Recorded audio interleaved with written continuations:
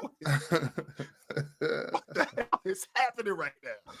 I don't know what's going on, y'all. Apparently, it's some technical difficulties. Maybe I'm feeling the blues like OKC right now. I don't know what's going on. This is weird. But I'm going to just kick it off by saying we got the best game of the season last night from the two best teams in the NBA. But is there even a question?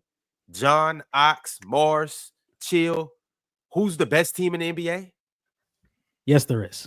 Yes, there is. I still think there's a close tier between all three of these teams. You know, when we look at the matchups, you know, you could say Cleveland may be a good matchup for OKC. Boston may not be a good matchup for Cleveland. OKC may not be a good matchup for Boston. So I think these regular season matchups really aren't the best indicator of who's the best team.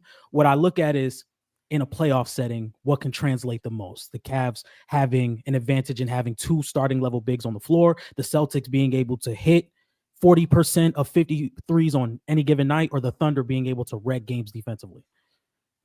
I think the Celtics are the best team in the NBA. Chill. I just think it's a difference when you're playing in the regular season. I mean, that's what the team that's playing the best right now is Cleveland. Cleveland is playing the best right now, considering what they do on the offensive and defensive end of the floor and who they have to scheme against. It's a completely different thing when I got to deal with Cleveland for the whole week, and I get to deal with everything that they do wrong, everything that they do right, as opposed to, all right, we got to deal with Oklahoma City last night, and 2 nights from now, we got to deal with Toronto, and then we got to deal with Washington. Well, is that a great indicator of them being the best team in the league as opposed to them playing the best right now? I think Cleveland is playing the best right now. I think the Celtics are the best team in the league. Yeah. Mars? I think there's 3 teams above everyone else, and like they're in a different tier to everyone. I don't think anyone's particularly close to them. Those teams are OKC, Boston, and Cleveland. I think right now, Cleveland and OKC are playing the best. Cleveland obviously won last night. But I think, like, if you just ask me who do I think is the best team in the league and the most playoff proof and the one who I trust to win more often than not in a playoff series, I would still say is Boston.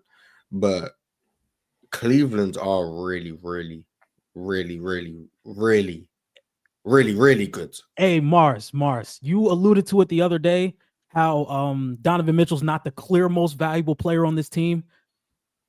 Hey, that statement has never been more correct after last night, man. Those bigs, oh my God. Evan Mobley and Jarrett Allen, they changed the game, man. They changed the game. I was watching Evan Mobley. I don't even want to continue my sentence. John D, I love Evan Mobley, but can we please just talk about Jarrett Allen? Please. Jarrett Allen, man. I just need Jarrett Allen to get that love, man. I'll be trying to tell y'all, Jarrett Allen is really that dude.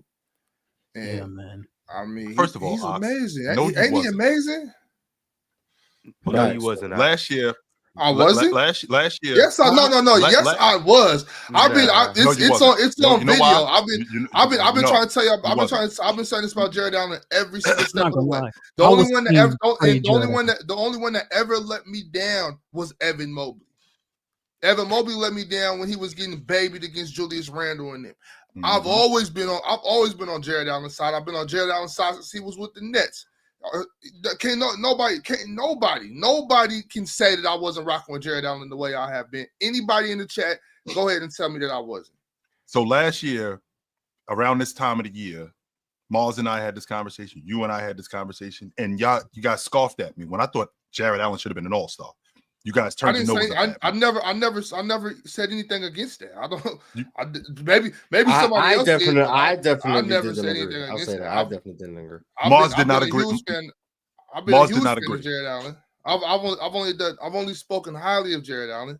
I've been trying to speak about Jarrett Allen in the talks with Bam Adebayo and Anthony Davis, and that's where you lose us. That right there is where you lose us. And that's not to say that he's not awesome. So do I hate on Jarrett Allen or do I go too far? Which one is it, Chill? Okay, 100% you go too far. Let's stay right there. Okay, you 100% go too far. No doubt about that. Now, do you hate on him? He got something to say about that. He disagrees with you. And Anthony Davis disagrees with you too. That About what? You better ask Anthony Davis about Jarrett Allen. Oh, first of all, they all know who he is. But Ox, and you do this all the time when it comes to these guys. You have a tendency to go too far with them with Scola. There's nothing mid about Jarrett Allen. I didn't say he was mid. No, I'm not saying that he's mid. In fact, I think he's damn good around the basket. There aren't many guys in the league that I can contest that are better than him. There aren't many that I can say that are better than him around the basket. When he gets the ball in terms of finishing, there aren't many guys. However, I'm not here to advocate that Jarrett Allen isn't something that he is. I think Jarrett Allen is fantastic. The Oklahoma City Thunder, they got exposed yesterday, just like Houston did in 2020 in the bubble with Anthony Davis. Y'all too small. When you run up on a team with bigs like that, you will get punished. J-Dub, for all intents and purposes, I think he will be an all-league defender. But he can't play against bigs like that. He can't. Because those guys leaning on him all night, they're going to wear him out. And like I told you a couple of days ago, Ox, when we talked about Sabonis, when we talked about Bam having a fight with Sabonis, same thing happened last night with Hartenstein, having a fight with them two dudes all night. He was at a gas. He was in foul trouble. He was holding his own, but at the end of the game, he was at a gas, fighting with them two dudes all night. At the end of the game, it was just too much. Chill. Isaiah Hartenstein, I don't think anybody – you guys think Isaiah Hartenstein's better than Jarrett Allen? No, not at all. But I think he can hold his own. That's the thing. I think he could be. There's guys that are better than other guys. But you can clearly like he can be better than him. But it's not like he'll just get exposed. Like that's not even what I'm getting at though. That's not even what I'm getting at. I'm saying like so he already got to deal with Jarrett Allen, and I believe Evan Mobley's better. Does everybody think Evan Mobley's better than Isaiah Hartenstein? Yes. So he's not just fighting with one of them; he's fighting with two of them. Well, his running mate is not so here. much he could do. Yeah, well, it feels like a cop out. Like OKC lost up, but if they had Chet, but like this is a game where I think it's pretty obvious. If they had Chet, I'm not saying they win, but the game looks. It's a different game. I'll just say it's a different game. Think about it. A lot of these guys are racked up a lot of they got in foul trouble because of the loose ball foul, and a lot of that was just trying to get rebounds. Isaiah Hartenstein was getting in foul trouble trying to box out Jarrett Allen and Evan Mobley. We've seen Shea get in foul trouble because he's trying to get rebounds over Jarrett Allen and Evan Mobley. So if there's a lineup where they could do Shea, Lou, J-Dub, Isaiah Hartenstein, and Chet Holmgren, how does that combat what the Cavs are trying to do? Because now you have a lot of length, and I think Lou did a great job. What if the refs stop?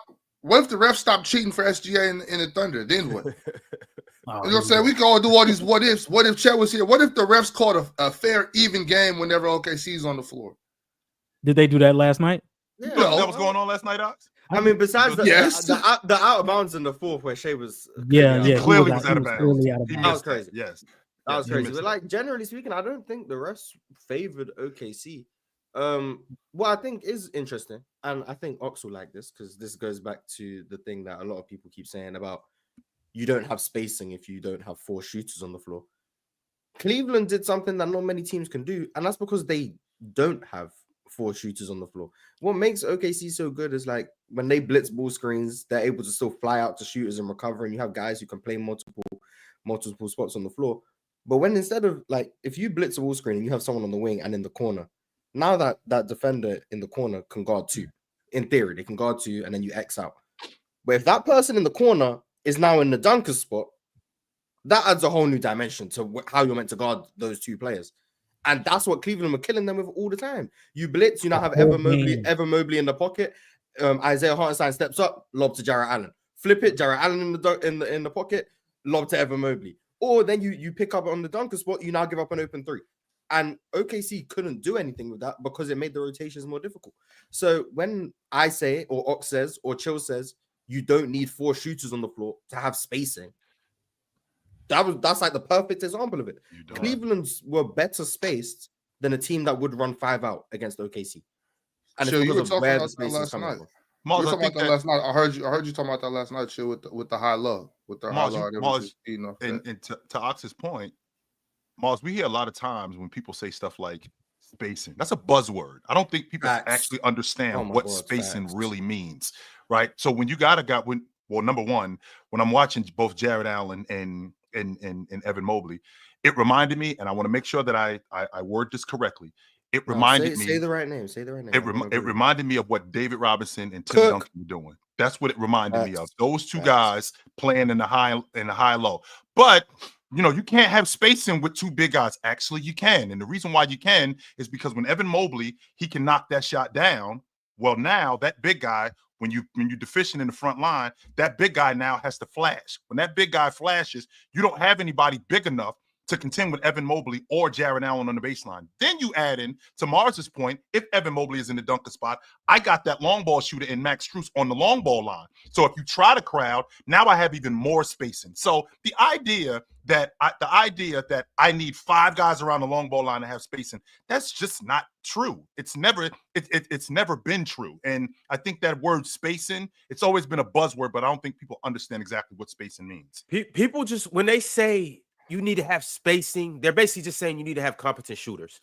And I mean, obviously you need a guy or two that can shoot, but if you got 2 behemoths in the paint, what can you do when you got 2 guys that can get downhill whenever they want to? Jarrett or Darius Garland, Donovan Mitchell. It's not too much you could do. And then, like, obviously Cleveland do got shooters. Max Strus played out of his mind. Ty Jerome was doing his thing. It's like Cleveland just got a good ass team. But y'all got a $20 super chat from Teddy Hart. And then I got some questions I got to ask you. And one is just based on a point that Ox made about Jarrett Allen. So Teddy Hart said, came down to the wire with one team healthy and the other team missing, arguably, their second best player. Y'all think Chet can account for a mere 7-point difference? Just saying, and yes, I'm biased, but am I lying?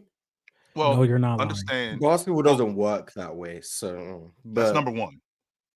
That's number one. To your point, Moss. That's number one. Basketball does not work that way. Number two, we had a dogfight up until the last 5 minutes of the game. We had it wasn't like Oklahoma City wasn't in the game the entire game, even though they were getting dominated in the paint. We had a dogfight. Now, if you add Chet to that lineup, okay, number one, we got a different game plan. Our game plan is completely different if Chet is on the floor. Now, what we can do is when we play zone, we can actually bring Hartenstein up a little bit higher, and we can have Chet guarding the rim a little bit more. We can have Hartenstein, or we can have Chet on the perimeter guarding a little bit more, as opposed, and that switches up Cleveland's offensive game if Chet's on the floor. So the idea that, the last 5 minutes of the game, with a 7-point game, does Chet make a difference? I mean, we have a completely different game if those guys are on the floor. Yeah, the game, everything will unfold differently. It's not like, oh, you add Chet and you're like, oh, well, he makes a 7-point difference, so OKC win by 6. Like, that's not the way that works. But I do think Chet changes things in terms of some dynamics that happens within the game. But then I also think there's probably some things that Chet gives up. So it's like, I would love to see, if I'm being honest, I would love to see these teams meet in the finals. Yo, I would just say that. I would love Mars. Oh my God. We could settle some stuff, Mars. We could. And chill. This would be an amazing series. Basketball heaven. Now, everybody's talked about the game being this, too many threes, not enough defense. It's not competitive. This series gives you everything you want. Everything. I could watch every single game. I could watch every minute of every game. I wouldn't have to turn the TV off. The difference, though, Ox, is for basketball enthusiasts like yourself, like us, it's a match made in heaven. But for you guys who talk about you like the underdog, no, you don't. You won't watch this. You know why you won't watch it? Because the Lakers ain't in it. Because the Celtics aren't in it. Right? Because the Knicks aren't in it. No, I don't. I think this is a series for basketball. You will. I think this could save it. Basketball. I think this is a series for everybody. This is a series for casuals. This is a series for basketball enthusiasts. This is a series for the youngsters. I think this is a series for the youngsters. A series for the older guys. I don't know what you miss. This isn't boring basketball. It's high intensity.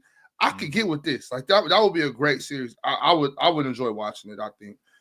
And to what you were saying a minute ago, Mars, there are people out there that look like, oh, Chet averages 26. So they lost by 7, so they would win by 19. Like, it's like, bro, y'all gotta stop with this shit, man. Yo, Pin, I'm glad you pulled up at the right time. Mars, I was gonna ask you, but it just works a little better with Pin. How many centers in the NBA today are better than Jarrett Allen?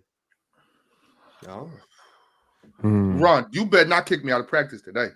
No doubt. I got you. Hey, well, John. Don't worry. Actually, nah, John, you good. Ox is eager for a disagreement. Okay. Marshall, chill. Domas is better. Don't worry. Okay. I'll put Alpi above him. That's 2. Right? Is he? But it's a conversation, though, right? No. Yes. So you don't think it's a conversation? No. We can talk. We can talk about it. We can talk. Chill. Hold on. Who you got, Chill?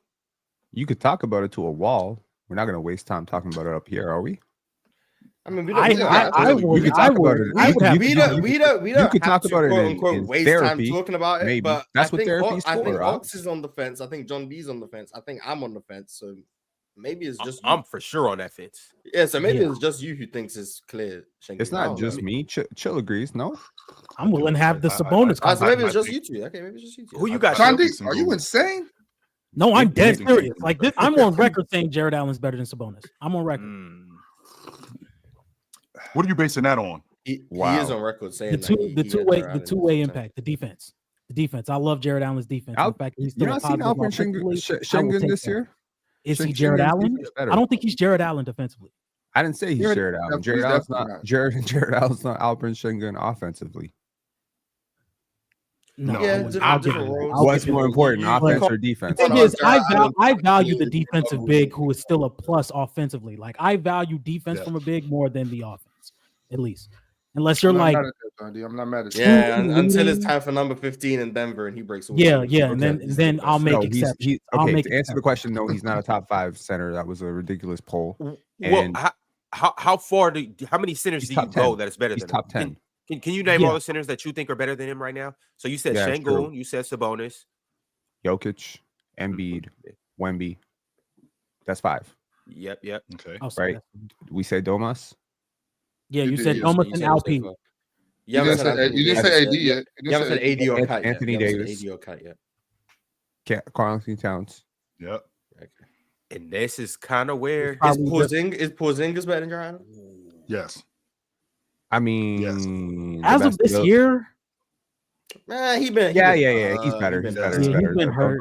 Don't cap. Okay. I think KP's better. I think KP's better.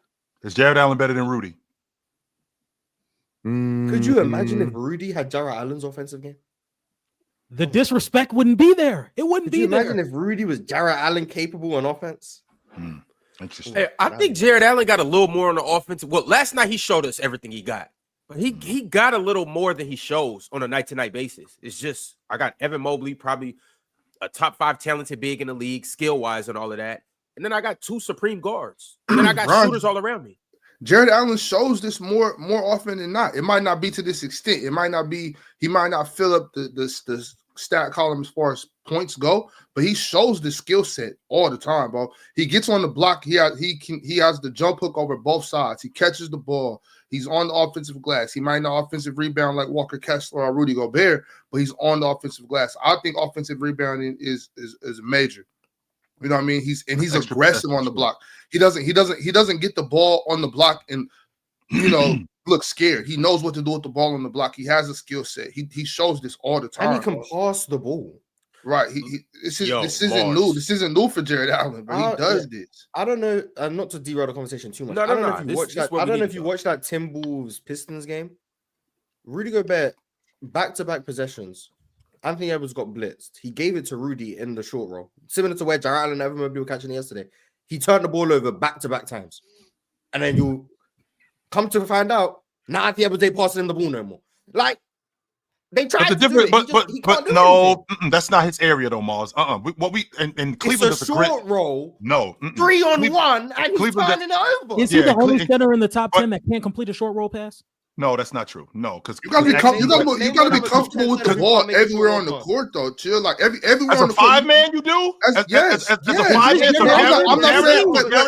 Jarrett Allen is 18. Jarrett Allen 18 feet away from the basket. You comfortable with him having the ball? No, chill, real quick, because I want to make sure I understand what I'm saying.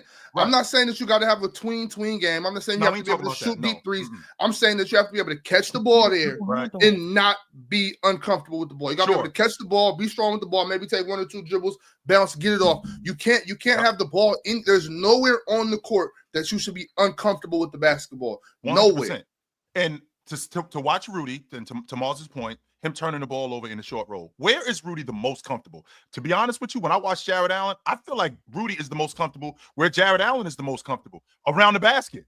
But they don't highlight him there. I think that now don't get me wrong. One has way better hands than the other one. I think the Jarrett Allen, I mean, we saw it yesterday with that 2-man game. He's a lot more comfortable at the free throw line, throwing lobs and that sort of thing, sure. But I think he's the most comfortable around the basket. Rudy, on the other hand, I think Rudy finishes around the basket when he catches the basketball with the best of them. I think he finishes around the basketball. I think he finishes around the rim with the best of them in the league. Mars, we're talking about a guy who can make layups. I'm sorry that he doesn't make 90% of his layups. I'm sorry that he doesn't make 80% of his layups. Who's better around the rim, Jarrett Allen or Rudy? Jared. I think it's Jarrett Allen today. I do. I think it's Jarrett Allen today. Okay, the regression is real. Okay, like let's be for real here. Yes, it is. A lot of centers regress around 31, 32, and Rudy Gobert doesn't have a lot of skills to regress in the first place. So his regression is going to be pretty bad. That's not true, Penn. I mean, I watched him right? in the Olympics. I watched him in the Olympics. Rudy is a lot more, not this season, not this Olympics that just passed. I watched Rudy in the Olympics. He's a lot more skilled than you give him credit for. The NBA game is a lot different than the international game. No, the 96 Olympics. The 96 Olympics. That's what I'm talking about. Okay. He's a lot more skilled than you give him credit for. Being more skilled than I give him credit for does not put him in the same conversation as Isaiah Hartenstein. I'm going to tell you right now, if we do a top 15 ranking of the centers in the league, I'll be very surprised if Rudy Gobert makes that list right now. All right, so let me ask you this question. Okay, since you brought that up, top 15. Yeah, if you make the, maybe if you make the list, yeah, I didn't say he won't make it. I'm saying I'll be surprised if he makes it. He's not a top 10 center right now. Rudy Gobert has been awful this year. Right now shit, man. No, but chill. I'm not talking about right now matters. Right now matters. 100% right now matters. I'm not going to argue that, but right now shouldn't dictate everything. Like what I did, what I did a month ago, leading up to today, shouldn't just go away. But do y'all think that this Rudy Gobert regression is coming from him not being able to like do what he does best? You know, I think Cat was a really big factor in what Rudy Gobert did defensively and being able to guard the post so Rudy can be that roamer. I don't think Julius Randle is that. And I think that takes away from Rudy's value defensively. So maybe people look at it and say, oh, he's regressing, but maybe he's just not in the situation that helps him the best defensively. No, I can agree with that. I think defensively, he's probably not maximized. And I don't think anyone up here is mad or questioning Rudy Gobert's defense. Yeah, right. Not at all. Not one bit. I think where the disconnect seems to be is how bad he really is offensively. I just want to let people know. Yeah. Blind stat reveal. One player is shooting 64% on layups. The other one, 49%. Who do you think is who? Which one's Rudy Gobert and which one's Jarrett Allen? I'm sure. Let's take a guess, guys. But the thing with that, Mars, is Rudy Gobert is clearly a guy that's a play finisher, a guy that could really use a Darius Garland. You know what I'm saying? Like Rudy Gobert. Rudy Gobert is one of those bigs where he needs that. You know what I'm saying? So I can understand. I'm always gonna go with the big that doesn't need to be spoon fed. You know what I'm saying? As far as offense goes, and Rudy Gobert needs that. Rudy Gobert needs to be a lob threat. You know what I'm saying? Rudy Gobert needs to be cleaning up the offensive glass. You know what I'm saying? I definitely think Rudy Gobert would, if he had more of that type of guard with him. If Mike Conley was 4 or 5 years younger. You know what I'm saying? It would be much more easier for Rudy. And I'm not trying to cop a plea for Rudy. We had him in Utah. Saying, right. I definitely think it needs that. And the whole he can't catch thing, like, okay, you know what I'm saying? That's fine. But he's Rudy. You know, I know we're talking about right now, but I'm talking about Rudy a couple seasons ago, when Rudy was more of a lob threat type guy, more of the offensive rebound. That's when you get maximum production from him because he doesn't need as much offensive attention. He doesn't need to get the ball on the block a whole bunch. You know what I'm saying? So that's when Rudy's at his best. That's never really been his game to get the ball on the block and do a lot with it. He's never really been a huge playmaker. And I value playmaking for my 5 position. That's why I like Isaiah Hartenstein. That's why I like Alperen Şengün. That's why I like Arvydas Sabonis, Domantas Sabonis, Nikola Jokic. It matters that, from the center of the court that you can get some of that playmaking boost. But let me be clear. Rudy Gobert's regression is in line with every other big we've ever seen. How many bigs do you know were better at 32 than they were at 28? Rudy Gobert's. I said how many? I'm not saying it's never happened. I'm saying how many. Sure. It's not common. Shaq was not better at 32 than he was at 28. Dwight was not better at 30. So this natural aging process happens, and every time it happens, we stay because these guys look the same. Rudy Gobert, if you took a picture of Rudy Gobert when he's 28 and Rudy Gobert when he's 32, he looks damn near the same player, but he's not the same player. Everything is worse. The rebounding is worse. The finishing is worse. The shot blocking is less forceful. And when you're a player like Rudy Gobert, you're basically on the court despite your offense. That's just the truth. Right? He's never been a great playmaker. He's never been an overly dynamic offensive player. So your overwhelming value is being created through your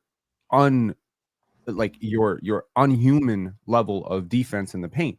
And when that starts to fall off, now you're an albatross of a contract. You're not a top 10 center anymore. And that was never a question with Rudy Gobert the last 4 years, whether he was a top 10 center. This year, it's a very serious question. And frankly, it's an obvious answer. He's not a top 10 center right now.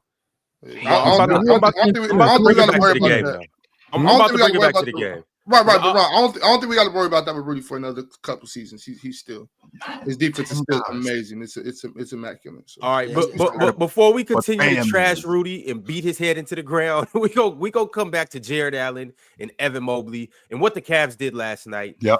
First off, in case you don't know, the Cleveland Cavaliers won last night by a score of 129-122. The game was in Cleveland. Remember, both teams had winning streaks, but now the Thunder's 15-game winning streak is snapped, and the Cavs are on their second 11-game winning streak of the season so far. It's about to end tonight, though. You know that, right? Who do they play? Toronto.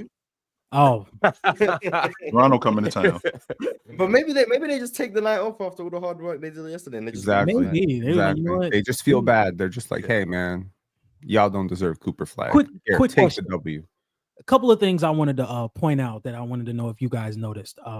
Mars, you mentioned something yesterday about Evan Mobley not being able to really handle the ball against a team like OKC, and I noticed the first time he really tried to put the ball on the floor, he got ripped up. So that was something I noticed. Second, in the fourth quarter, they ran to a zone that I think was really effective. I think it was like a 4-minute stretch, or not even a 4-minute stretch, maybe like a 2 or 3 minute stretch in the fourth where they were running like a 2-3. And I think Jarrett Allen came up to the front a little bit and let Evan Mobley backline help around the rim. I think that was really effective. And Ty Jerome in the fourth quarter, it was a movie. This game had everything. He only played 11 minutes. Had 16.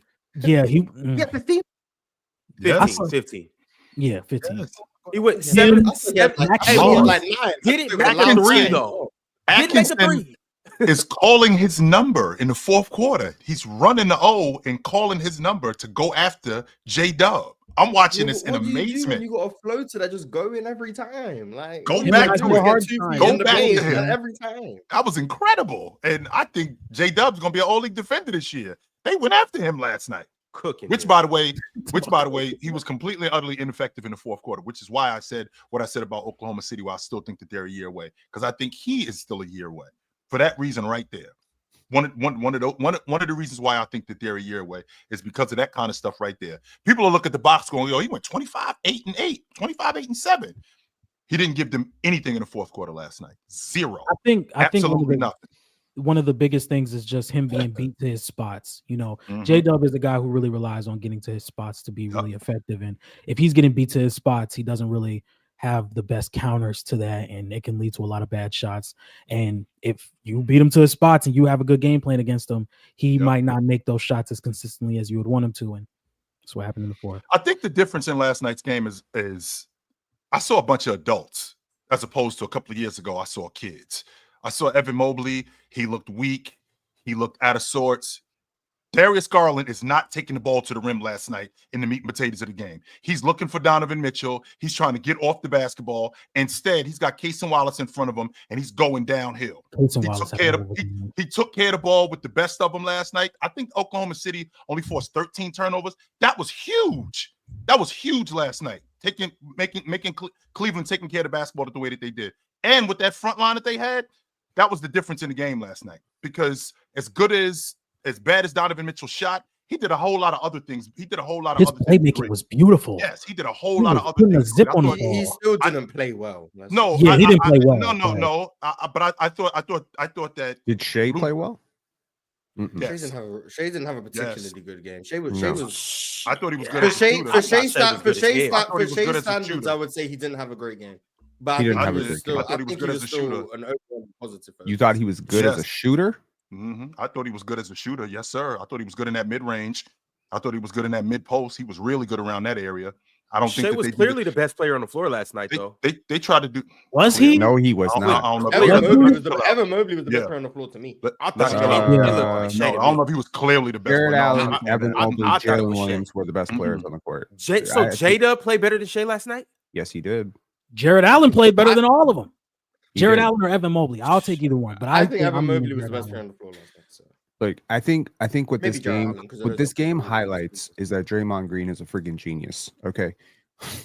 Draymond said that championships are won between roster spots 5 to 9. I believe that's what he said. He's like, those are the guys that win you championships. And he would know. That's your Sean Livingston's, your Andre Iguodala's, your Andrew Bogut's, your Patrick McCaw's. Come on now.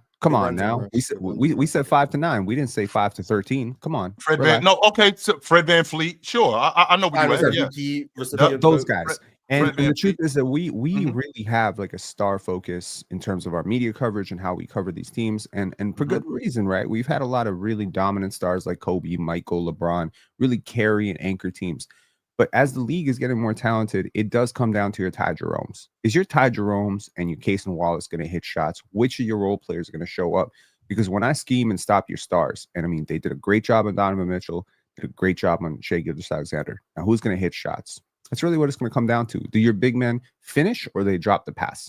Are they creating? Are they extending the advantage? Once you create the advantage for that big man, is he going to drop the pass? Is he going to turn it over? Is he going to brick the layup, or is he going to extend the advantage and find the corner shooter? That is, I think, what it comes down to in both of these teams tonight. I mean, last night they showed me these are real championship contenders because the other guys showed up. I also do want to say, Casey Wallace, man. Okay, yeah, I was just about to say, OKC played a hell of a game last night. OKC played really well. Yeah, his brother Keaton Wallace, Summer League legend. My heart got busy. Casey, you just gave Casey Wallace a shout out. SGA and J-Dub, they both looked great last night. You know, Aaron Wiggins came off the bench balling. Isaiah Joe. I love Aaron Wiggins, B. I did. They played a good game last night. Yes, I really did. This Oklahoma City team, they got a damn good team, yo. They do. And Chet is the difference in everything that they're doing. I don't think anybody would argue that SGA is the best player on that team. But Chet, the dynamic that he brings for that group, that rim protector, that rebounder, that stretch five, that right there, they don't have that. Now J-Dub doesn't have to play Evan Mobley. Now J-Dub doesn't have to deal with any other bigs. I don't mean just last night, but period. Now he can play on the wing. Now he can segue into that second, third guy. That's a damn good Oklahoma City team that's over there. They're just missing that one guy. Now the question is when he comes back, what do we expect from him? Because remember, he's not coming back from a minor injury. He broke his hip. So mobility is going to be a question with him coming back. And he just started doing movement drills. So what do we expect from Chet when he comes back? Because I know what I don't expect. I don't expect Chet to be Chet when he gets back in the lineup immediately. No, I don't. I think the Thunder has the luxury of easing him back in. Like if I'm them, I'm like, look, man, if you're coming back with about a month left before the playoffs, we're going to ease you in. First couple of games, 15, 20 minutes, then 25, then 30. Then we get to the playoffs, and then now you're starting full time. I think the Thunder have proved that we can still win games without Chet. We're going to be in a different level when we have him in the lineup, but let's take our time because in the end of the day, the regular season wins are cool and all, but you know, it's time to really start having some accomplishments and some playoff success now. So I would rather just let Chet have 15 minutes for a week, then move it up to 20, then 25, then 30. And then once the playoffs roll around, now you can be a starter. Now we can play you with minutes with Isaiah Hartenstein because realistically, the Thunder can do what the Dallas Mavericks did last year in the playoffs. Hey, Derek Lively, you're going to get 6 minutes of run. You're going to hit the bench. Now Daniel Gafford's going to get 6 minutes. And now we always have a refreshed big on the floor at a time. So I think they really have a luxury of letting Chet really rest and get himself back up to speed before he really hits the floor again. Is it ridiculous to think that we can send Chet to the G League for a bit and get him some run, get him some reps? He's egoless, so he would have no problem with that. I'm gonna tell you something that maybe would scare you if you're a Boston fan, if you're a Cleveland fan, if you're a Detroit fan, if you're a fan of basically any team but OKC.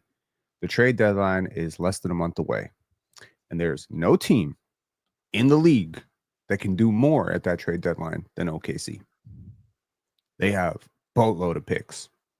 They have reasonable contracts that can be moved. This is what I'm talking about, man. There's nothing wrong with my crew. Leave my crew alone. We don't have to do anything with this team, yo. We don't. You think you're a perfect basketball team? You don't think this is a damn good team. Don't bother my crew, man. No, we ain't bringing no new guys. You just said you think they're a year away, and now you saying don't touch anything. Just because they're a year away does not. Just because they're a year away, they want to win this year.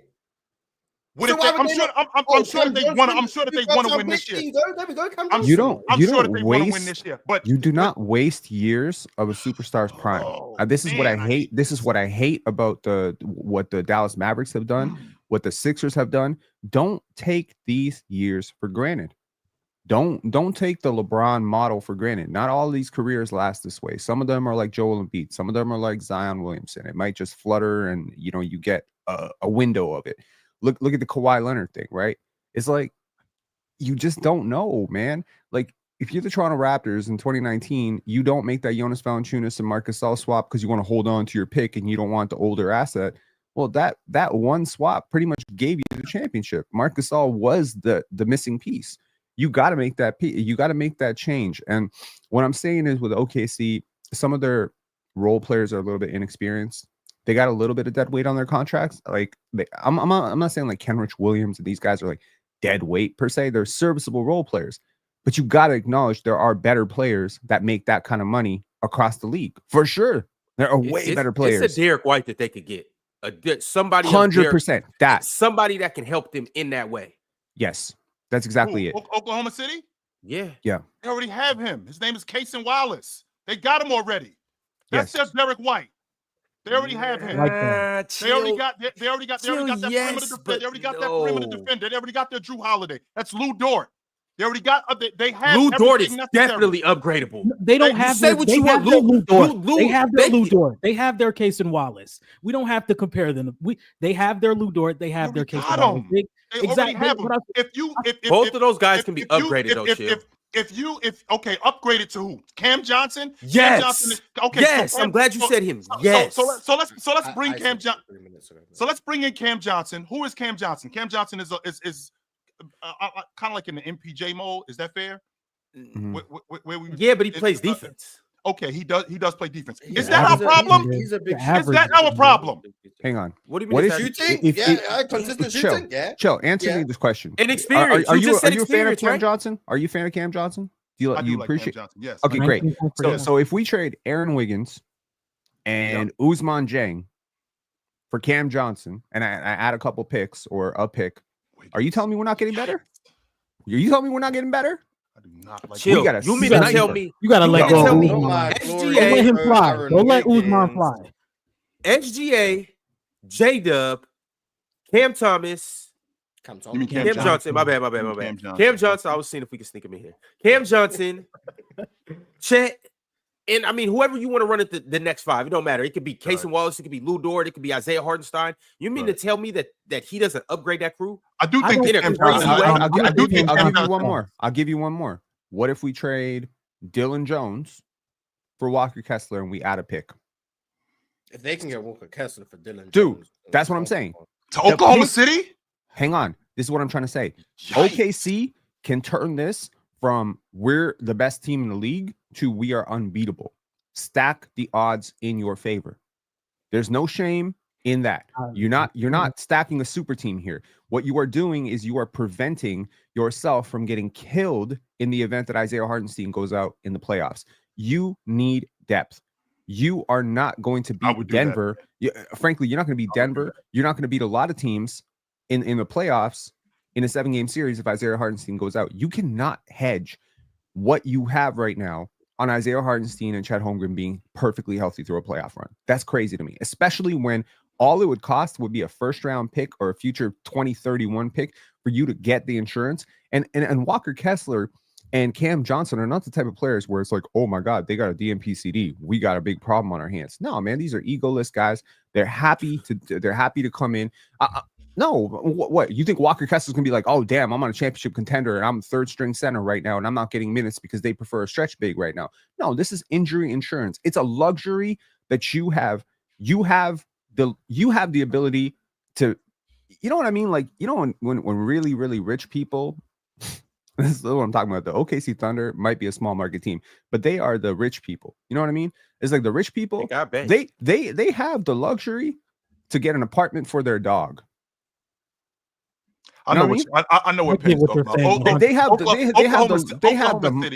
Oklahoma City is the middle class family with a lot of money living in the middle class neighborhood. That's exactly. They have the disposable income to have a occasional apartment in Abu Dhabi. Mm-hmm. Okay, they could have a beach home in Guatemala that they visit once every 10 years because that's the type of money that they have. That's what I'm trying to tell you. Have a breaking case glass open of Walker Kessler as your second string center that you will occasionally use, and give yourself that extra tool, because in a series when you're getting crushed on the offensive glass, that dude can come in and save your quarter, and frankly possibly save you in a game 7 if Isaiah Hartenstein gets fouled out. I couldn't agree with you more right now. They have all these assets sitting around, all these draft picks, all that stuff sitting around. There is no reason why they should. If they could go get a Walker Kessler right now, there is absolutely no reason why they shouldn't do that. If they could get a Cam Johnson right now, there's absolutely no reason why they shouldn't do that, because this is as ready as they can be. They got Chet on the sideline already. Now, to your point, if Isaiah Hartenstein goes down in the first round, they're screwed. You know what I'm saying? So there's no reason why you can't go. Why, if they can get Walker Kessler right now for, you know what I'm saying, and not move any of their, you know, players that are making a huge impact right now, they need to do that yesterday.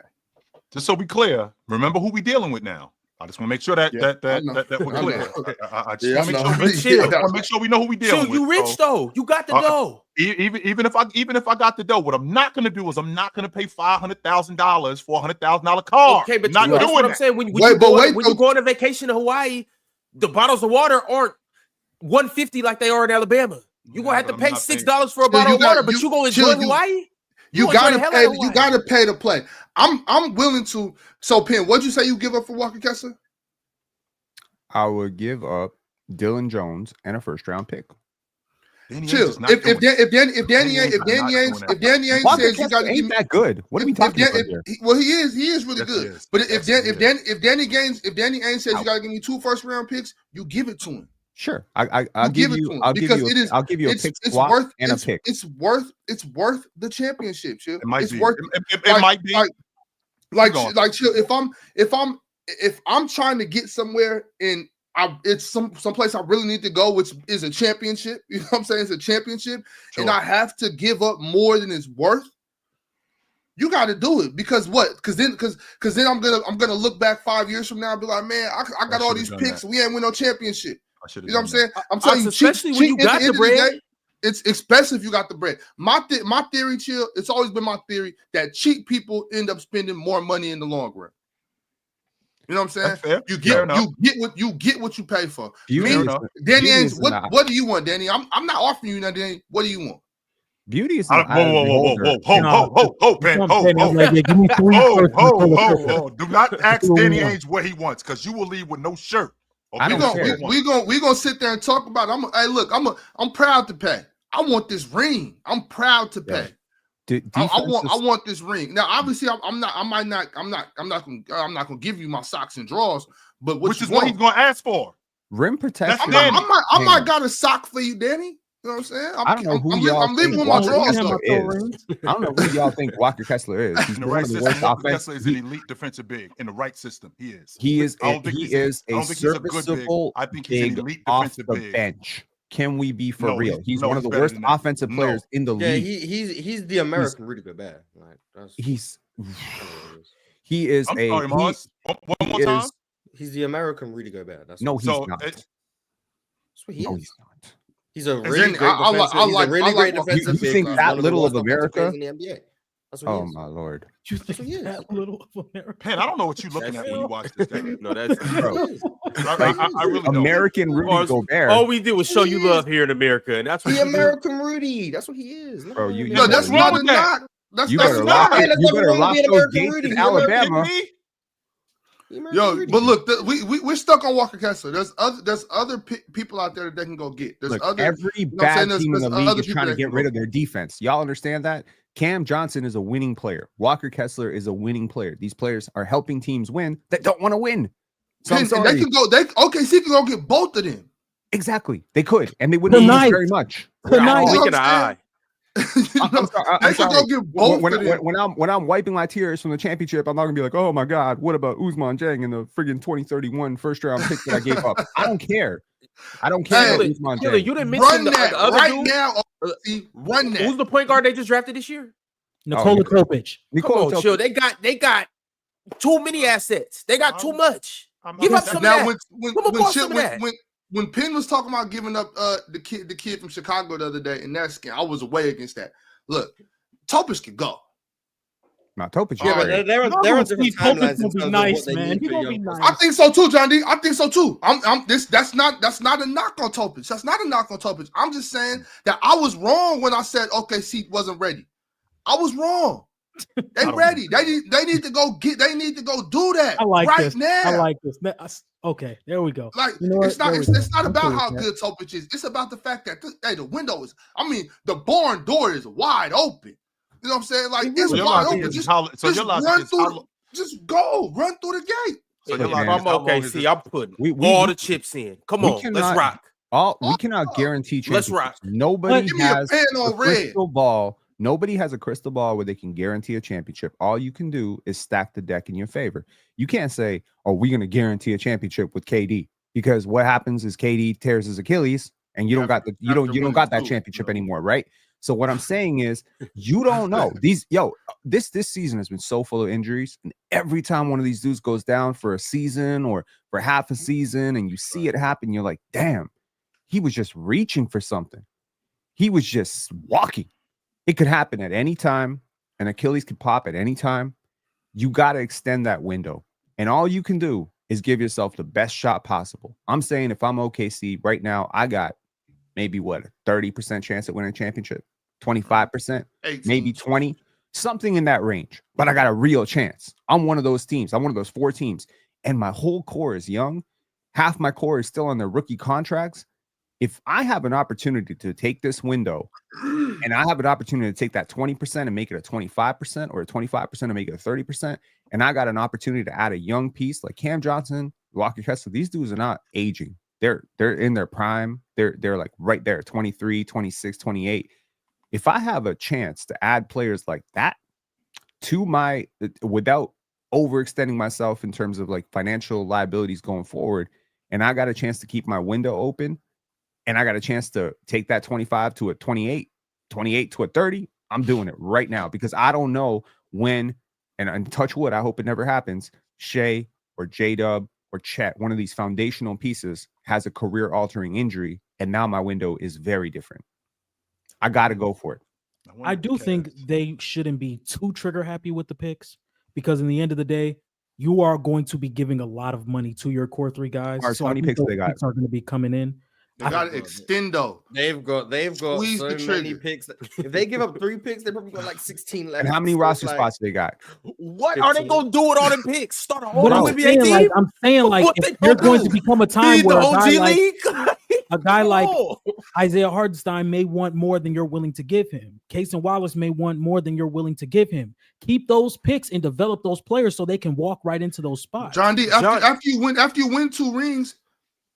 You either cash out or let them go. I got rings already. I don't give a damn about what you want. You can have it. They have 5 first rounders in this draft. That is ridiculous. You're not going to bust so good, John D? No, you're not going to bust so good. Is fielding 5 rookies.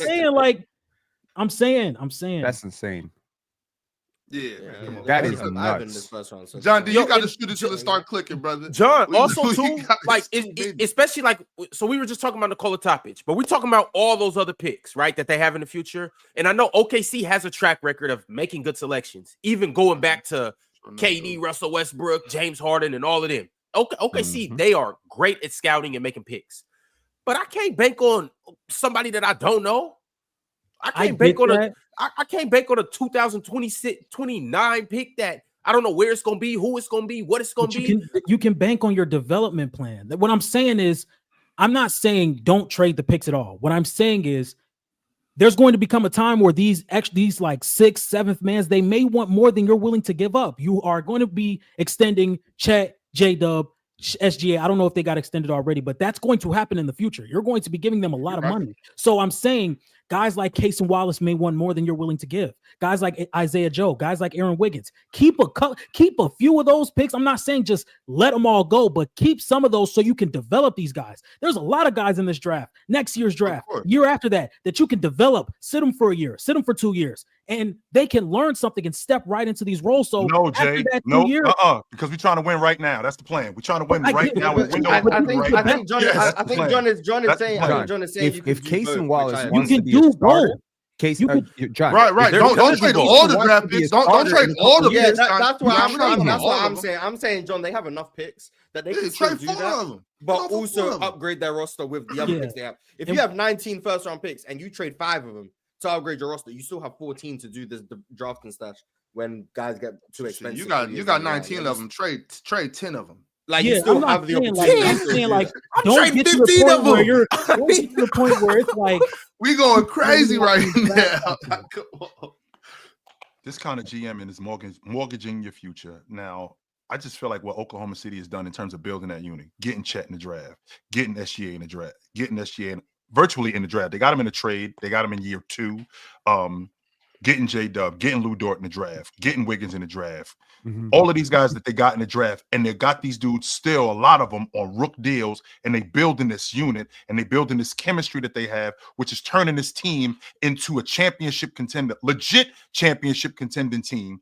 And it could be that for a long time. So once you start signing these dudes to long-term deals, which don't kick in for a couple of years, you can still keep these guys on the books. But now if I'm taking these draft picks, which I can appreciate your logic, we're taking these draft picks and upgrading this roster to some point. What I don't want to do is I don't want to screw with the dynamic of this crew because you're on to something. You're on to something with this crew. And if I add Cam Johnson, if I add Walker Kessler, what do I have to give up in order to get these guys? And how is that gonna mess with the fabric of my unit? Because if it's gonna do that, I don't want nothing to do with it. All right, y'all. It is around that time where I check everybody in the chat for not liking the video. Thank you, Cheerio. You are right on time with what you're saying. Cheerio, you're always on time, and I can always rely on you. Likes up. She didn't even say get the likes up. She didn't say can you please get the likes up. She just said likes up, and I agree with her. Likes up. Also, in case you don't know, Greater Than Host will be making a Greater Than pick today on the greatest app that I know of right now. It's called PrizePicks. You should download it. And on PrizePicks, you can run your game, control your game, and win your game. And you will get $50 back. My apologies. You will get $50 instantly when you play just 5. Yes, y'all, it's really that simple. And so here's the game plan in case you don't know, or in case you've been on a different planet or in a different country, or you just haven't had no Wi-Fi. This is what I need you to do. This is what you're going to do.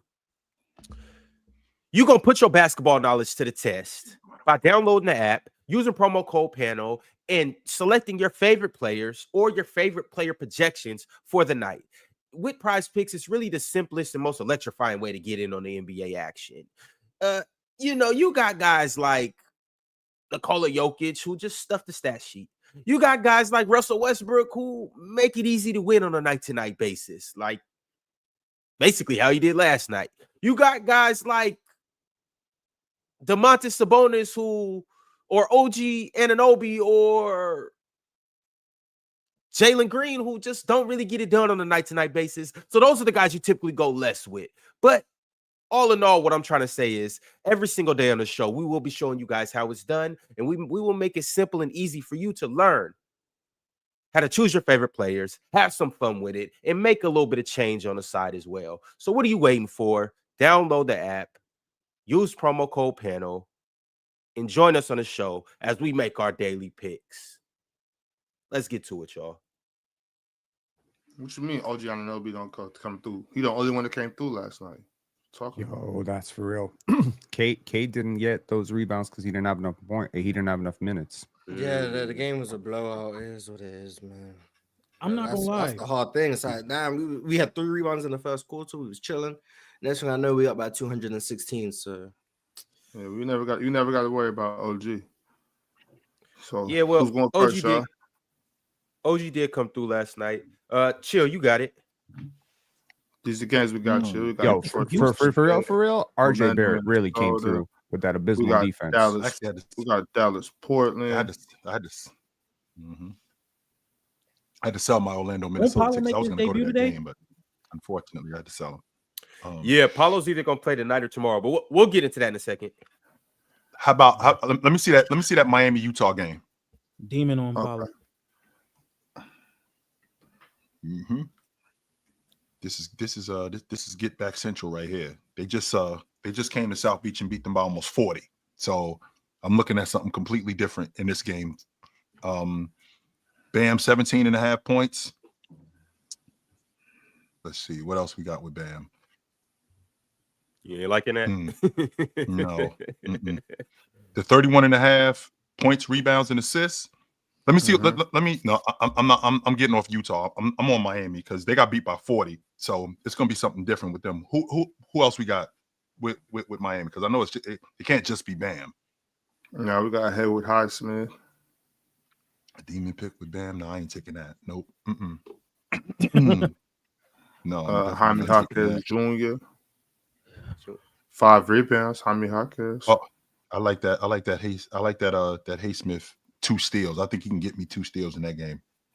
But give me a second, though, Ox. Hold on. Okay. What Jaime Jaquez 5 rebounds.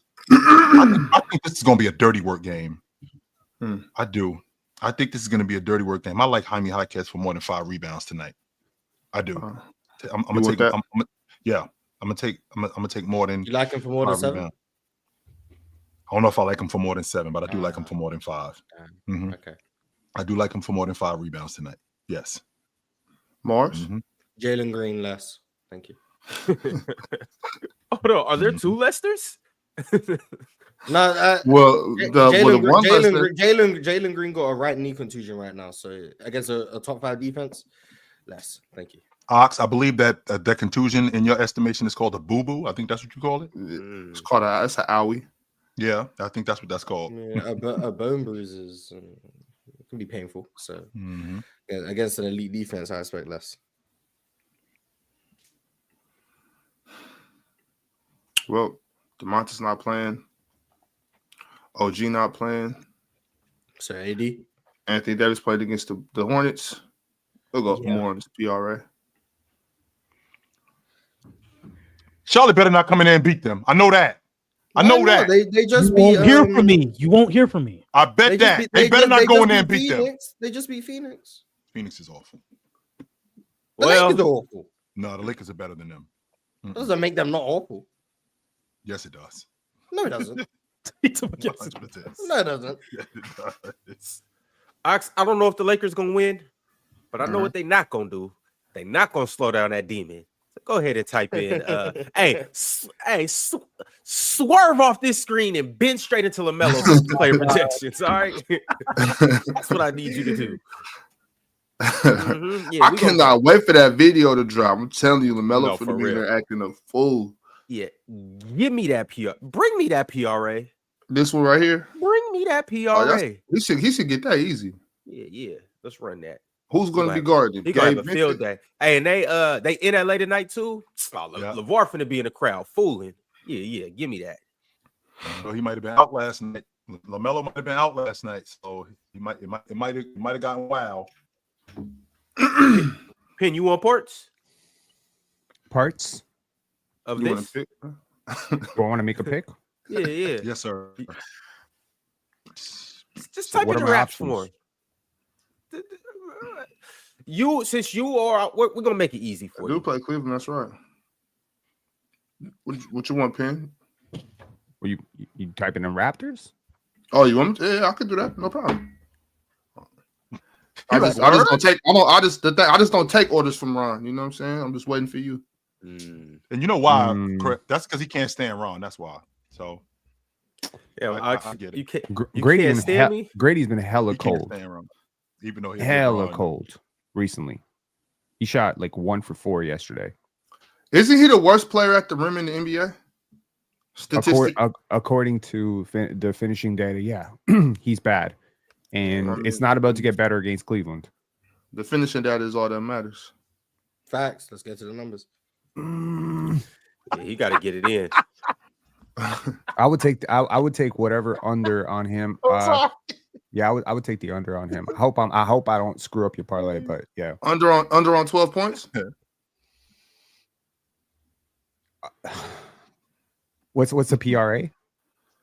17. I think I would take the under on the PRA. The less?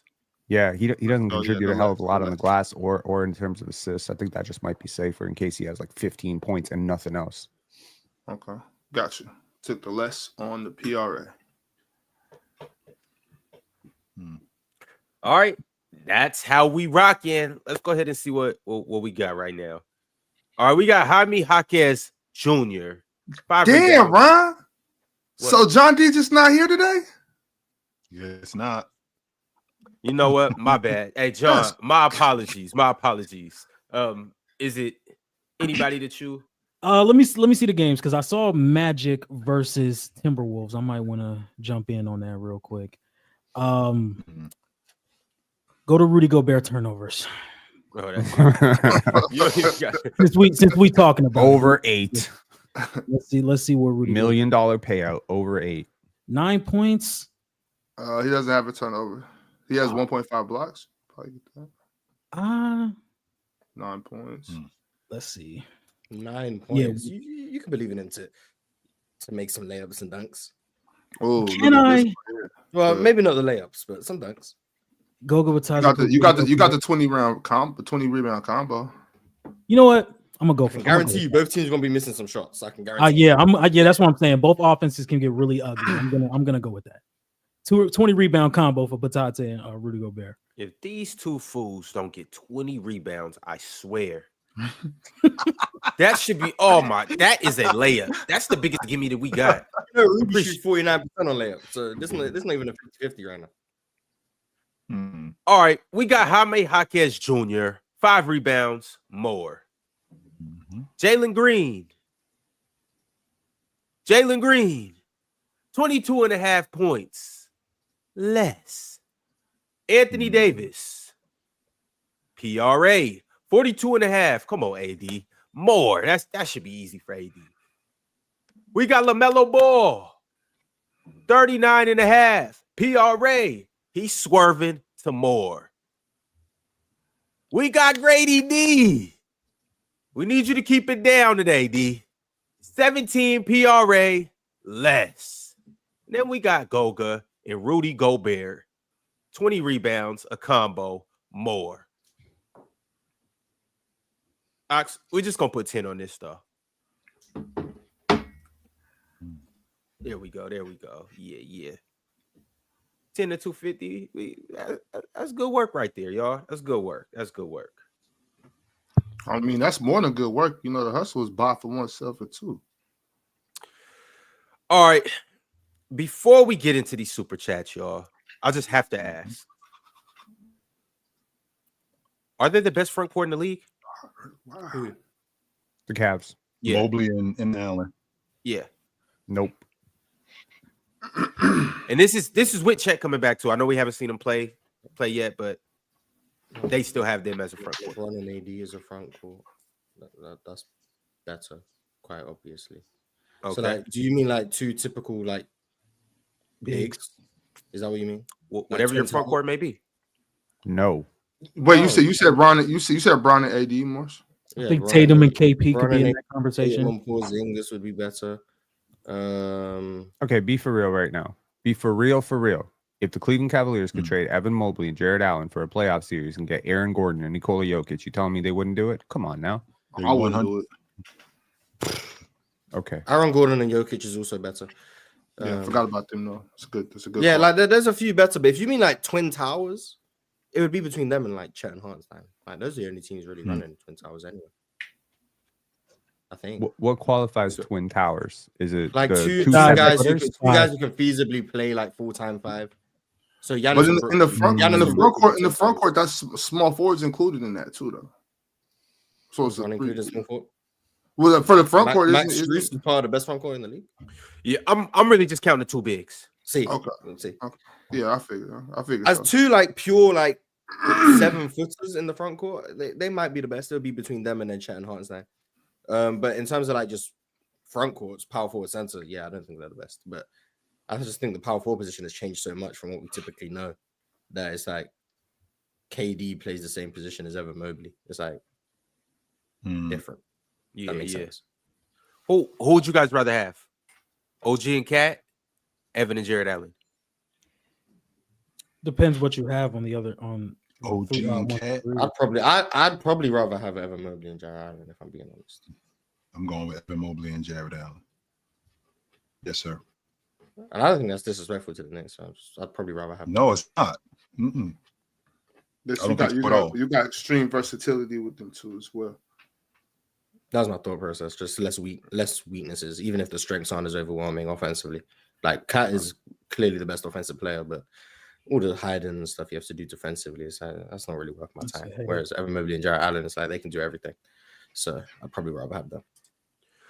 All right, y'all. Well, obviously it was a great game last night. Had a good first hour talking about that game. I do want to put this on your mind because it's going to be here sooner than later. On January 16th at 7:30 Eastern time, there will be a rematch. And we will be back on playback watching the Cavs now travel to OKC. So we can see if OKC will get their get back and they'll be on their home court. And I'm expecting it to be a good game. And once again, it's the two best teams in the NBA record-wise. So mark your calendars because that day will be here soon, next Thursday. And I can't wait. Has there been any type of reevaluation done for Chet yet? Or is he still just healing up? Not that I've heard. I just heard yesterday he started movement in practice. Like I didn't hear anything about running. I just heard movement. And that was just yesterday. And I believe today, if not today, tomorrow, I think it's 8 weeks since he got hurt. So that's where we are with him now. It was so the last game he played was November 10th. November 10th. Okay. November 10th. No, it was November 10th. And so obviously that's just about 2 months. Yep. So we should be hearing something soon. Initially, they said 8 to 10 weeks. That was the protocol. Okay. Yeah, we're 8.5 weeks in so far. That's what we are. We're 8.5 weeks in. So I hope they just take it slow. Man. Yeah, I mean, they start ramping them up. Maybe we see them post All-Star break. All right, y'all. We're going to get into the rookies. We haven't talked about the rookies at all this year. I understand it's not the greatest rookie class, but there's still some pretty good rookies that are contributing this year. So we're going to get to that. But before we do that, let's dive into these super chats. Y'all make sure you like the video, make sure you subscribe, and make sure you become a Hall of Famer like our good Hall of Famers. Y'all know the faces. Y'all know the names. Tracy Steele, Kendall Daniels, Multi Kenny, and Cobra Son of Raditz. Be like them. Don't be like Mike. Be like them. Drink More Water said, is it safe to slay? Is it safe to say Wemby went up against the largest team he will face all season long? Giannis on Wemby with Lopez roaming off Castle was a good defensive game plan. Wemby has to get stronger, though. Gets moved way too easily. That's what I saw last night. I saw a kid going up against an adult. That's what I saw. That was a grown-up he was playing against last night. He was overmatched. That's fine because he won't overmatch long, but he was overmatched last night. It's a dog-eat-dog world, right? I mean, like last night we saw, Giannis, big boy Wemby A couple nights ago, we saw Scotty Barnes, big boy, Giannis Antetokounmpo. He's It's all right. It happens. It happens. He's not, Jay. It's all he's good. not It's gonna all let good. We're gonna stay on this. We're gonna have to deal with this for the rest of the season. I think the Bucks had a good game plan. Shout out to Stephen Castle. We're gonna talk about him at some point, but he dunked all over Brook Lopez. That was cool. Really cool. Did you see the Wemby, the up and under with Wemby? Man, I'm not talking about Wemby no more. Every game he do something that shouldn't be possible, so I'm getting sick of him. He's ridiculous. Yeah, opening on the game, shooting one-legged threes, great, man. But yeah, I think the Bucks had a really good plan, and I think Giannis taking the Wemby matchup and doing as well as he did is really impressive. I mean, Wemby's not like the most. He's 7'4", but he's not the most fluid like perimeter mover. So Giannis still has the quickness advantage on the outside against him, and also like Drinkwater said, the strength difference is very, very noticeable. And Wemby struggled a lot just to create for himself in that situation. But as anticipated, Giannis had a great game. I don't know what he actually had, but 25 and 16. 25, 16. Yeah. Mm-hmm. And like don't forget about the 8 assists. This has to do with Wemby. It was 8. Shout out to AJ Green also. Oh yeah, Sniper. We love AJ Green. Sniper. I like his jumper too. Mm-hmm. He elevates. I like those type of jumpers. I'm sorry though, guys. The more I watch Jackson, I just get these Andre Roberson vibes from him though. That's who I thought Ryan Dunn was going to be. As good of a defender as he is, and I think he can be elite. If I'm being honest, watching him, I think he can be an elite defender. I just don't think that him not being able to stretch the defense, not necessarily at the long ball line, but to keep the defense honest. If he can't do that, that's going to be a problem for Milwaukee's offense. A huge problem for Milwaukee's offense. If he can knock down a 15 to 17 footer and maybe extend that, I think he makes Milwaukee's offense way better than what it already is. And I'm still standing on this. I mean, Dame gets whatever he wants, whenever he wants. I think he's an all-pro, Pen. I do. The more I watch him, the more I watch what he's done this season, I think he's an all-pro. How he gets downhill still, how he picks spots and gets to when he gets to those spots, I don't think that there's anybody that can stay in front of him. I thought he did a great job in getting downhill and getting to the rim last night, particularly with Wemby at the rim. I thought he did a great job in getting to the rim last night. So I think Damian Lillard is an all-pro. I'm not sure if I can name 10 league guards better than him in the game today. Now I can't believe I'm saying that. 10, you definitely can't. There's no way. 10. I think he's in that. I think he's in that 6 to 8 range. If I'm being honest with myself. So Luka, SGA, Curry, Foxy, the kid from Atlanta, Trey, Brunson, and then it gets tricky. So now Cade, Ball, I think he's better than those guys. So I'm gonna just ask the question because people are afraid to ask it, but they thinking it. Are we just saying Steph's still a top 5 point guard because of his legacy? I was thinking. Let's be honest. Are we not seeing the clear regression? It's definitely going the other way. But I don't think conversations. We did it with Bron. He's no longer definitively a top 3 point guard. Is that fair? I think that's fair. He's not. I don't think he's definitely. Okay. Who's regressed more from last year to this year? Steph or hold on, Donovan Mitchell? I don't think Donovan Mitchell's regressed. I don't think his numbers have regressed tremendously. And his team has progressed. Okay, yeah. So what is going on with the Steph Curry narrative? Is his team not very good right now? Very clearly regressed. I think Steph is. So Steph needs good teammates to play better.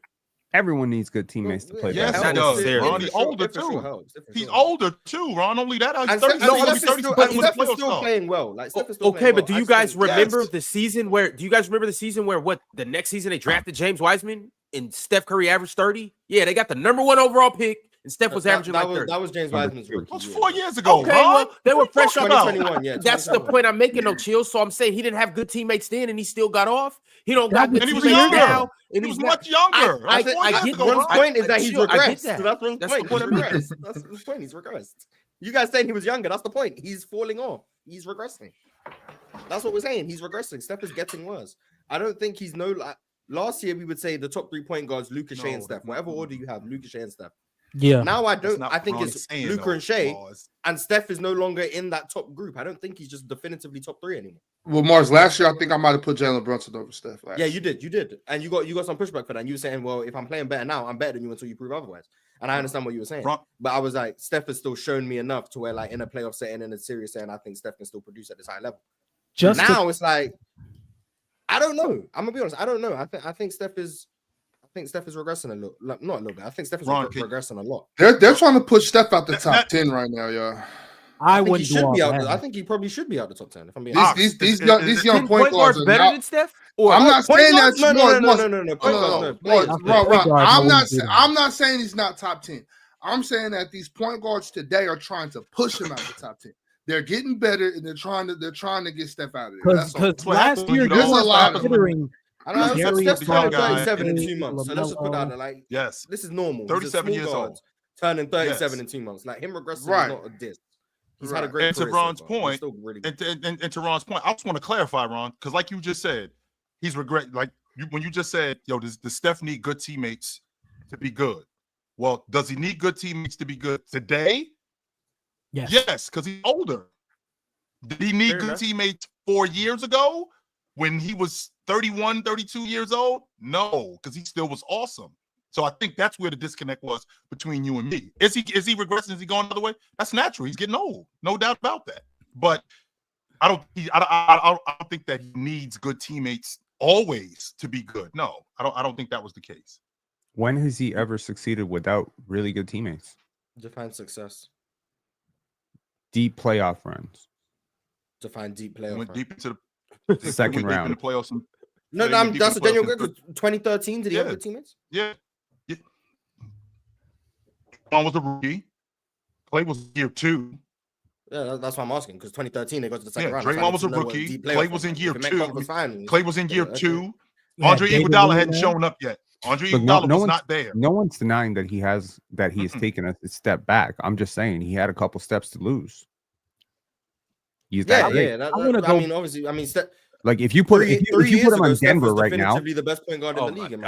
If you put him on Denver right now in place of Russell Westbrook or Jamal Murray, where he can play off of a superstar, he's right back. So you're comparing Dame to Steph. Dame is not carrying the entire load of he's not their best player. So when you get to this stage, like when Clyde Drexler got to this age, it helps. It helps that you play with another superstar, right?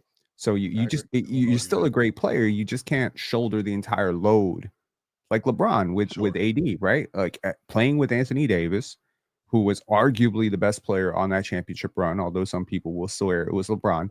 But Anthony Davis was amazing, and it extends your career, from 35 to 40 to play with that, second star. I agree. The Warriors are doing. If you'd have a guy like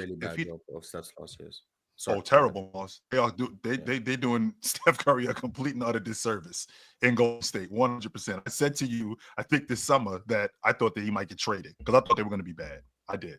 I thought that they were going to be bad. And call up Washington if I'm Charlotte. But to your point, Mars. If Steph Curry, okay, I can't definitively say he's a top 3. I still think he's in the top 3. I don't think that there's 5 league guards in the game better than him though. I don't think so. I got 6 right here, Chill. I got SGA, Luka, Brunson, De'Aaron, Dame, and Trey.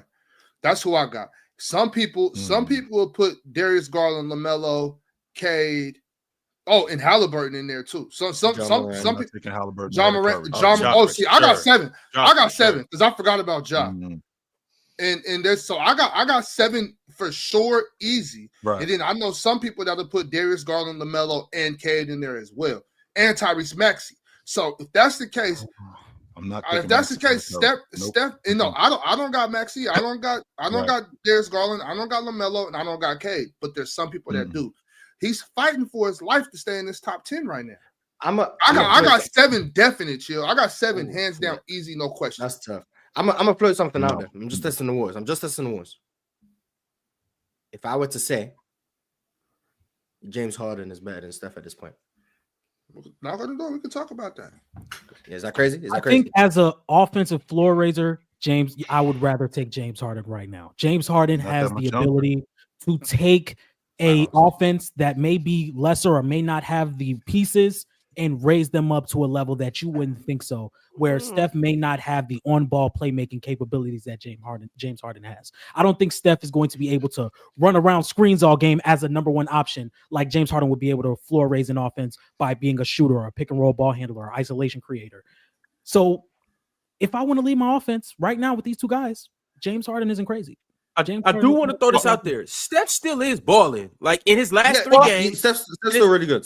In his last 3 games, he played against Philly. They smacked Philly. This is 3 games ago. He had 30 points and 10 assists. That was the 8 for 8 from 3, right? Yeah, and went 8 for 8 from 3. The next game, 26 points, 7 rebounds, no assist. But he hasn't had an assist in 2 games. But he went 8 for 12 from the field, 4 for 8 from 3. So he gave me 26 on 12 shots. Let me right quick, Pin. The next game, 31 points, 7 rebounds, no assists. He's good for it, Ron. He's good for it. I'm not taking Trae Young over Steph Curry. I'm not doing that. No. Okay. I'm not taking Trae Young over Steph Curry. Hey, chill. I'm not. Now you tripping. Now you tripping. I'm not. It's a bunch of other names that I could get, but it's like guys like Trae. I'm not taking Brunson over Steph Curry. I'm not. Why? No. I think that the reason why Steph Curry's game, the only reason why you would is because he's older. That's it. Steph Curry's game in terms of it, and that's the only. I mean, that's a good reason. I'm not gonna argue that, Mars. Yes, that is a good reason because you're older, sure. But Steph Curry's game is aging. It's not aging terribly though. It isn't. And if Steph Curry was in a different space where we can maximize a lot of his skill set, to Penn's point, where we can put somebody different around him, Curry's game still is viable at a high level in this game. The fact that he has to do as much as he has to do on that unit in particular, because he doesn't have a viable secondary scorer on a consistent basis, because he doesn't have the defense that he had a couple of weeks ago, it makes him look a lot different as opposed to Jalen Brunson, who's surrounded by guys like that. He's surrounded by OG Anunoby and Cat and Mikal Bridges, which makes him look a lot better as opposed to if he had just one of those guys, he would look much different. Very much like Jalen showed it to us when he didn't have them. He showed it. Jalen's been showing it to us when his lineup's been depleted, when his help wasn't there, before the Knicks really actually got good. Jalen been carrying. Jalen has consistently the same things I say about SGA. Jalen for the last 3 seasons with Andrew Wiggins, Ron. He won NBA championship. That was the year he was averaging 30. If we can't use the year he averaged 30, we can't use the championship. That was 3 years ago. But Andrew Wiggins was damn good that year. Yo. Jordan Poole was damn good that year. Julius Randle was an all-star that year. And Julius Randle was an all-star that year. So, and I know how you feel about Julius Randle, but so what? He was playing with an all-star. People get really mad at numbers, but honestly, this is why numbers exist. It is to poke holes in stupid narratives like Steph Curry's falling off a cliff. Okay, here's a fun stat for you. Oh God, his box. Fun fact. No, forget the box plus minus. Box plus minus has been elite his whole damn career. I'm not talking about that. No, smack us over the head with the VORP, Pin. Let's hear it. I don't give a shit about the VORP. What I'm trying to tell you is right now Steph Curry is playing a career low in minutes, right? If I'm not mistaken, 31 minutes is a career low. The Nuggets, the Memphis Grizzlies and the Warriors are both experimenting with these deeper rotations, and it's something new. It's come from Europe, obviously. It's been very successful over there, and there's been a lot of criticism around it in the NBA, but that's partially because people take these numbers, these per game numbers, and then they run with it, not thinking about the per 100 stats. Okay, so the way we're talking about Steph Curry, you would think he fell off a cliff, right? How many points does Steph Curry average on his career per 100 possessions? Oh, God. 35.2. Okay, what's he averaging this year? 35.1. Oh, my God. Look at the regression. He's averaging about as many points on better efficiency than he did 4 years ago. So really, the only thing that's down is the Warriors wins and his minutes. That's it. I think because and this is where the eye tests mean something. Because yes, the raw points per game averages or per 100 possessions might be similar to where it was in 22, which was a notorious slump year for Stephen Curry, by the way. Let's not let revisionist history fool people into saying he was the best player in the world that year. He wasn't. That was the year where people started questioning if Steph Curry was falling off. Let's remember that correctly, because that's what people were talking about at the time. Then he won a championship. Everyone was like, oh, he's the best. No. But anyway, the biggest regression in Steph is not whether or not he can put up points. He can put up points. It's the manner of which he is relying on a singular skill set. Now, that singular skill set is the best skill set maybe any player has ever had, which is his ability to shoot the ball. But he's getting to the rim way less than ever. He's getting to the free throw line way less than ever. His ability to create separation is worse than ever. The fact that he's still able to score as good as he is, not true. Not true. Pin, that's definitely okay. True. If you're gonna say, well, no, it's not. You can see Steph Curry does not look in his prime. Yes, in his prime. Yes. I wasn't talking about rookie Steph. The first 4 years of his career, he got to the line less. I have to walk everyone through everything. No, you don't. No, you don't, Mars.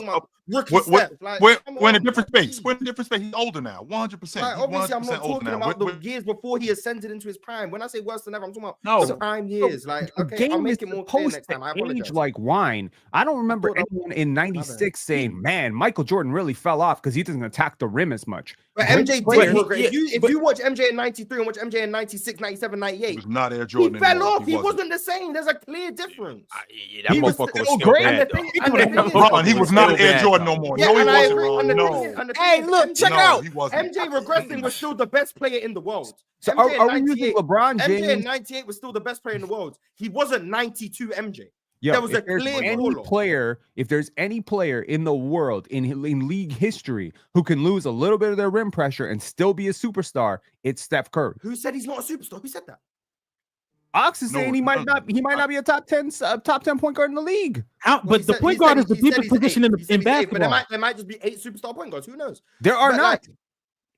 To him, there might be. You don't hold the baton to superstardom. You don't tell people who's superstars. Maybe Ox thinks they're all superstars. It's up to him. I don't know. Superstars are a subjective term. Who you think is a superstar doesn't mean they're a superstar. I'm sorry. I hate how we do this where, and it's not just the panel. Obviously, it's ESPN, it's Gills Arena, it's all these places. Every single time someone has a 20-game stretch that doesn't match what they used to do in their absolute apex, it's like, oh my God, bring out the retirement home. Steph Curry right now is a top 20 player in the league. No questions asked. I would put him a top 15 point player, probably, not point guard, player in the league. Okay. We're talking about one of the all-time greats. We're talking about one of the most moldable, adaptable, portable superstars ever. And right now, if he was playing on a team that was supposed to be good, if he's playing on a team with another star player, yeah. It's about it's really about you might be talking about, oh my God, he's beating Father Time. You might be talking about he might be first team, second team All NBA. He is beating Father Time. He's turning 37. Steph being still I don't an elite care. player. He's not a player who's first of all, he's not a player that has a huge. And he said he didn't care. Like, damn, I was about to be on his side, but he didn't want to listen. He just wanted to keep arguing. I was just about to agree. Steph came to the league a little bit late. He had an injury ravage. If you are one of those people who subscribes to the idea of mileage, and I do. Okay, there are certain players who beat Father Time, and then there are certain players who don't. Okay, Tracy McGrady didn't. There are certain players who take an extended load. Luol Deng, Joakim Noah. Basically, if you play for Tibbs, your career is going to get shortened by 3 years. So just a flash warning to everyone playing on the Knicks right now. But a guy like Steph Curry, who takes care of his body the way that he does, whose game is so jump shot finesse reliant, a player who has missed full seasons of his career. I mean, we're talking about what? 2019, 2020, he played 5 games. I mean, we're talking about a guy who has played on deep, great teams where he hasn't had to shoulder the type of load that Michael did in those early years. His game has always been a little bit more finesse, so he doesn't take the beating every night that LeBron does. Yo, if there's any player who could still be a superstar at 39, it is Steph Curry. But it doesn't change that he's regressing. So you just said that he's top 20, maybe top 15. What to what? Pin, just hear me though. You just said he was top 20. Yeah, exactly. So you just said regressing from maybe the best player in the world, an MVP candidate, to an all NBA level player. That's a regression. You said he's top 20, top 15. Just 2 seasons ago, we were talking about Steph top 3, top 5. So that's the regression. In 2 seasons, he's went from top 5 to top 15, arguably. To me, we're saying the guy's regressing. You're arguing while agreeing he's regressing. Like it's like, but the regression is not the level that people are saying here. The conversation we were having is are players pushing him for top 10 point guard, and I think that's insane. That's all I'm responding to. I am not saying. Look, I never started. Is he definitively? I'm not saying Steph Curry. I just ran the list down. I ran the list down. You asked me. I'm not saying. I said 7 league guards. I can't get with that line. I'm not trying to hit 7 guards, 7 league guards. You disagree with the 7 I told you to? You said Trey. You said Trey. Let me ask this though. Let me ask this. And I know obviously situations make players, and obviously we know we can move Steph to about 8 to 10 other teams, and he will be much better than he is right now, just because the players he's playing with. But even though he's awesome now, still, and he has progressed, but he's still awesome. Keep going. In a hypothetical situation, if you move the 7 guys that Ox said to the Warriors, and they're asked to do more with that team that's not that great, do they look better than Steph? Ja does. Luka and SGA do. I think Jalen Brunson. Trey does. De'Aaron and Jalen. Yes, they do. Yes, yes, they do. Yes. Yes, I think it's. Well, I don't got LaMelo, but I said, I'm saying, yeah, right. That's what I'm saying. I named 4 other guards that I don't got that I could see other people having. That's okay. I think the 7 I named. It's fair to say they're better. They're better. I think Luka and Shea are obvious. I don't think it's fair to say. There's no longer Luka Shea Steph debates. There's no longer. I want that part. That. So one more time. Then it comes down to. I'm saying, how is De'Aaron Fox better than Steph Curry? On what planet is that the case? I think the athleticism. Okay, I think the athleticism. Gerald Green is better than him. Jalen Green's better than him. Amen Thompson's better than him. If it's athleticism, are we ignoring how Steph is guarded? You just interrupted him while he was going. He started with athleticism. He was going to keep going, and then he was like, "Well, based on athleticism, Jalen Green, he wasn't finished. Let him finish." Okay, but by the way, before you go, I just got a text from Dub, and he said you're cooking, Penn. He actually specifically said Penn is destroying y'all. Damn, by saying Steph hasn't regressed by saying Steph has regressed, but he hasn't regressed as much when all we're arguing is that he's regressed, but he's cooking. Okay, cool. But anyway, as you were saying, Chill, De'Aaron Fox is better because his athleticism is his game. To be honest with you, in terms of his bucket game, I think De'Aaron Fox is 5th in the league in scoring, and that's largely due to him getting downhill, largely due to him speeding the game up, and that's largely due to his athleticism. So I think that's where the separator is with him. Curry, on the other hand, I feel like he's a lot smarter, even though he's older and he has slowed down. I feel like he's a lot smarter. His shot selection is a little bit better. When we're talking about offensively, I think his shot selection is a little bit better. And in that system that he plays in, I think it's more conducive to his game. But when I look at De'Aaron Fox, I'll give you the athleticism. I'm not taking him over Steph Curry. I'm not taking him over Steph Curry at this point. No. I don't think it's a wash. I don't think it's a wall. I don't think it's a huge separator, but I will take Steph, and not because of legacy. I think the shot selection, I think how Steph Curry still moves within the offense, and I think that his decision making, I think, is still better than what De'Aaron Fox does. Sure. I think he's better than De'Aaron too. I think he's better. If Steph Curry was playing pick and roll, pick and pop with Karl-Anthony Towns in New York, navigating pick and roll, creating space for Mikal Bridges and Josh Hart and all that stuff in Tibbs' offense, do you think the Knicks are better with Steph Curry than Jalen Brunson? I don't think. And conversely, do you think Tibbs minutes at 36? He don't have to play Tibbs minutes. But Jalen Brunson, he's gonna have to. You just said you can't be like he doesn't have to. He's playing Tibbs. He's gonna play Tibbs. Can I just real quick before we get a little too far? I want to get back to De'Aaron Fox. There is something now. Don't kill me for this, but there's something that I think I would really take Steph over. Steph is going to maximize what he has on a play-by-play possession that I just don't think De'Aaron Fox does. I don't think De'Aaron Fox gets to the rim as much as I would like him to. His best ability is his speed, his shiftiness, his change of direction. If you look at his field goal attempts in the restricted area, they have gone down dramatically every year. He was at like 32%. And it's like, once again, we've talked about this before, but if you are not consistently killing the defense with what you do best, it's kind of sour. Because for example, Ja Morant, you know what he's going to do. He's going to attack the rim relentlessly, and it opens up stuff for his team constantly. Steph is going to be a consistent off-ball mover that opens stuff up for his team constantly. If De'Aaron Fox is letting the opposing team off the hook with mid-range shots when he's the fastest guy on the floor, probably the most shifty guy on the floor, it puts the offense in a bad position. And that mid-range is money though. He takes whatever he wants. I understand. It's the reason why he averages 27. It just so happens he wants mid-range shots more than shots at the rim at this point. Right, and then on top of that, on the other end of the floor, De'Aaron Fox can actually guard somebody.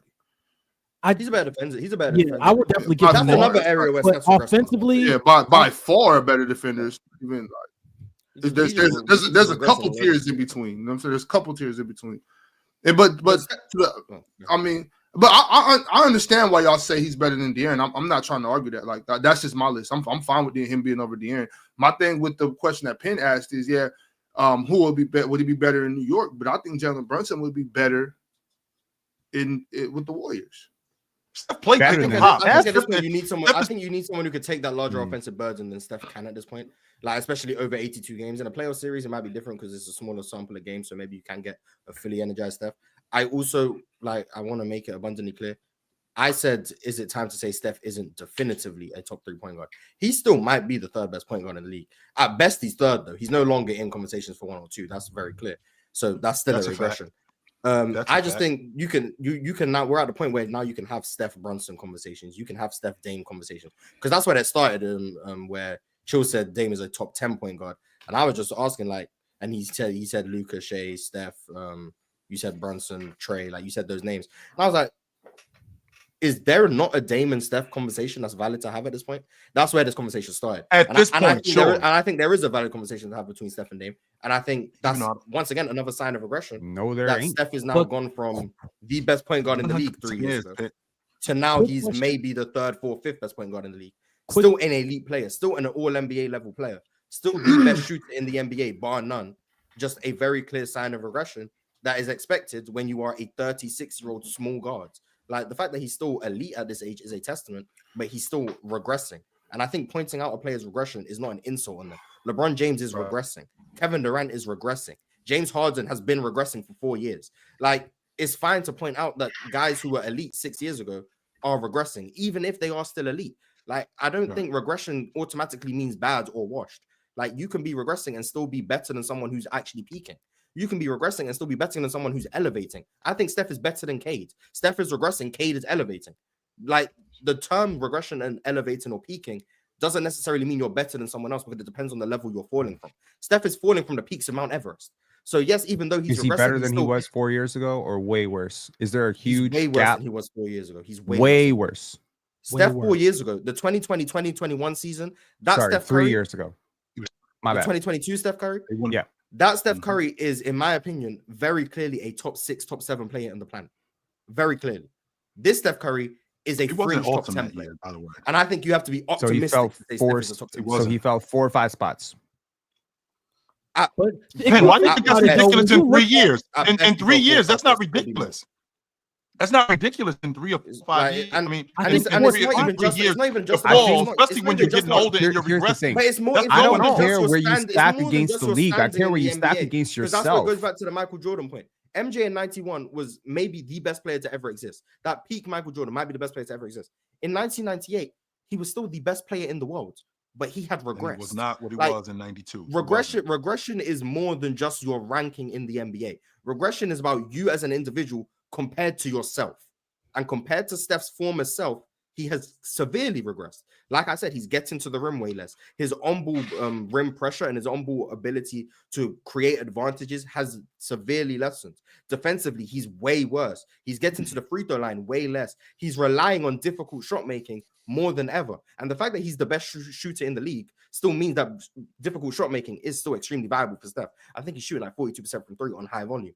But when that's that much of your offense as opposed to where it used to be, even off the ball, everything that we love Steph for, the off-ball movement, all of that, He's moving less off the ball now. Like even you'll see more possessions where he's in the corner and he's not involved. 42%. That wasn't happening as much 3-4 years ago. So even that is happening less.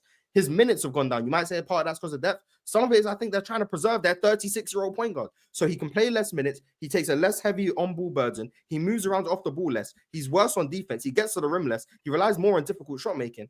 He's very clearly regressing. And that's fine. The other way. But he's very clearly that's not a down season. That's not a disservice to him. He's old. Like, let the man regress. Is Giannis regressing? No. Why would Giannis be regressing? No. Why would Giannis be regressing? I'm very interested in hearing this. Why would Giannis be going the other way? I mean, if 92 Jordan regressed till 98, are you telling me Giannis is still the best player in the world? He's not the best player in the world right now. Okay, so he regressed. He went from number 1 to number 2. No, but that's why I said falling from number 1 to number 2 does not mean regression. It could mean elevating. I literally said, I said verbatim. Regression is not about your ranking in the league. It's about you. And then you proceeded to say Steph fell from a top 6 player to a top 10 player. So clearly it is. How many players got better? In that span, how many players got better? You said so. Steph fell 4 or 5 spots, and I said verbatim. Regression is not about your ranking in the league. Is Giannis the defender he was 4 years ago? Hang on. No. I don't like this pick and choose, like a la carte. I explicitly said that. No, you like that either, Pin. But you are picking and choosing. Look, first of all, you didn't see Michael Jordan in 96, 97, 98 live, right? You watch it in hindsight. But in fairness, Michael Jordan in 96, that jumper, that mid-post package, all that stuff. How do you compare that to the rim pressure that you're talking about? Yeah, he's not as athletic an athlete. He's not as athletic a defender, but he was very positionally sound. He was stronger. He put on like 15 pounds. He was way stronger. So he was a force at a different area of the court. What I'm trying to say is when we talk about the regression of superstars, we should talk about it more like the metamorphosis of superstars. They adapt, they change. Because right now, I can make a very, very solid case that Giannis is not nearly the athlete he was when he was 26. I agree. He's still great. Nearly? No. You go back. You were 2019, Giannis? No, Ron. But nearly? Nearly? I don't. He's not nearly. Ron, he's taking 2 dribbles from the other foul line. He just did that the other day. He just did that the other day. When you're watching it unfold, it's like hard to notice like the difference. But if you go like Ron, I'm not saying go do this today. Like you might be busy. But if you go back and watch a 2019 Giannis game and then compare it to like what you're watching now, you'll see. Like, but he's just those two dudes. His athleticism is so much better. Is he regressing or is he evolving? Here's the thing, right? Is he regressing or is he evolving? You take a look at Giannis's defensive impact, how he was able to switch his hips, how mobile he was as a defender at 25, 26. I thought sometimes when I was watching him, I might be watching one of the best defenders in the world. He's still a very, very good defender, but he has regressed a little bit. But where has he evolved? He's a much smarter player. His court awareness and his court processing is so much better. He's a smarter defender. Keep going. His mid-post and mid-range package looks a lot better. Y'all seen that last night? Yes. So what I'm saying is, while he has regressed in one way, he has evolved tremendously in another way. And that's what great players do. When their advantages go away, they find new ways to be effective. But where has Steph evolved? Steph, I mean, honestly, Steph's game is one of those games that was always going to age like fine wine. He's a really smart player. He's an extremely good court processor, and he's a fantastic shooter. He's shooting better from 3 this year than he shot 4 years ago. He's shooting like 42, 43% from 3. Yeah, he's finding ways to be efficient even when and maybe, you think about it and you're like, okay, well, this guy's regressed because he's not attacking the rim as much and he's not whatever. Well, is the spacing a little bit different? Yeah. Is the personnel a little bit different? Hell yeah. Is it a little bit more difficult to attack the rim when you don't have KD and prime Klay Thompson out there spacing and creating those wider angles for you? Yeah. Are there players around him that have taken a massive regression? Hell yes. Is it harder to do this kind of stuff when you got a big, Trace Jackson Davis down there? You got non-shooters on the court sometimes. So, yeah, I mean, the process has changed, and maybe they are saving him a little bit more. Maybe the game plan is to play in fewer minutes, attack a little bit less to prevent injuries. But, hell, that's perfectly fine. In a playoff series, I guarantee you, the slippage from 2021 Steph to 2025 Steph, if they get into a playoff series, it ain't going to be that much.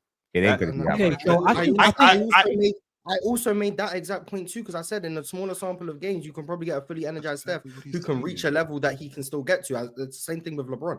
When we talk about these players regressing, it's not about small samples of games. Can they give you that for 6 games, 5 games?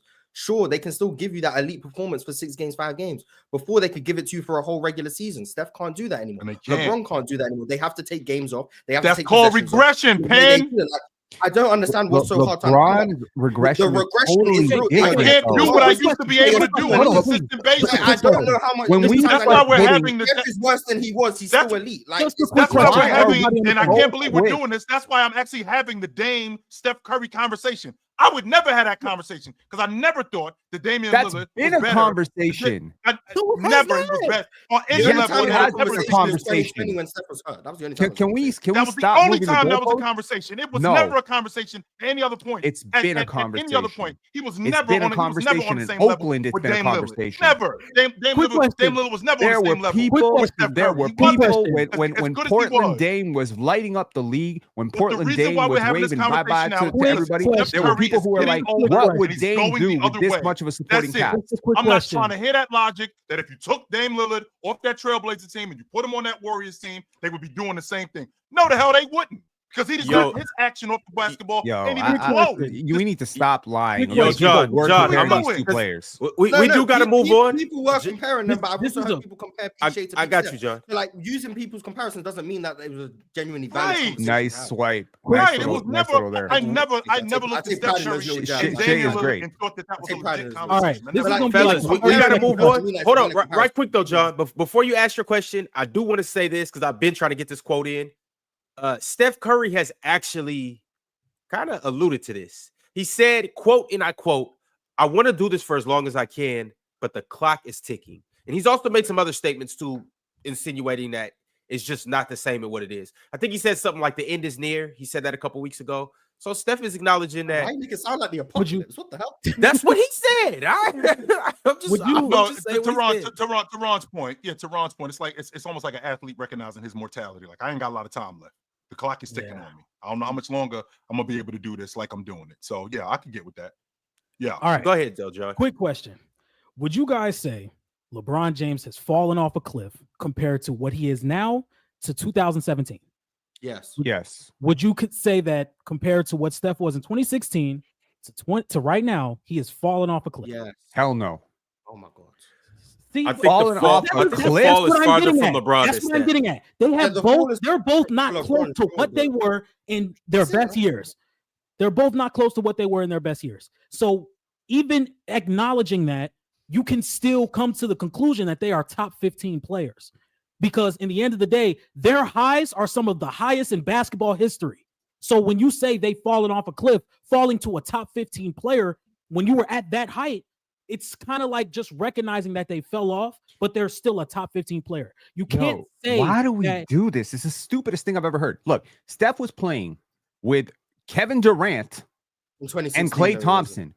I got to tell you, that's going to make you more efficient. Playing with peak Draymond is going to make you more efficient. Playing with Sean Livingston and Andre Iguodala, I don't see those players around. Okay, if right now you put Steph Curry next to Giannis Antetokounmpo and Chris Middleton and Brook Lopez in the Eastern Conference, he'll give you 66% true shooting again. It's not like he's fallen off as a shooter that much. He's fallen off a little bit as an athlete. He's fallen off a little bit as a defender. He was never a great. So you think? Let's actually get to. So you think if Steph Curry had 2016, 2017 level help, he could replicate 2016 Steph.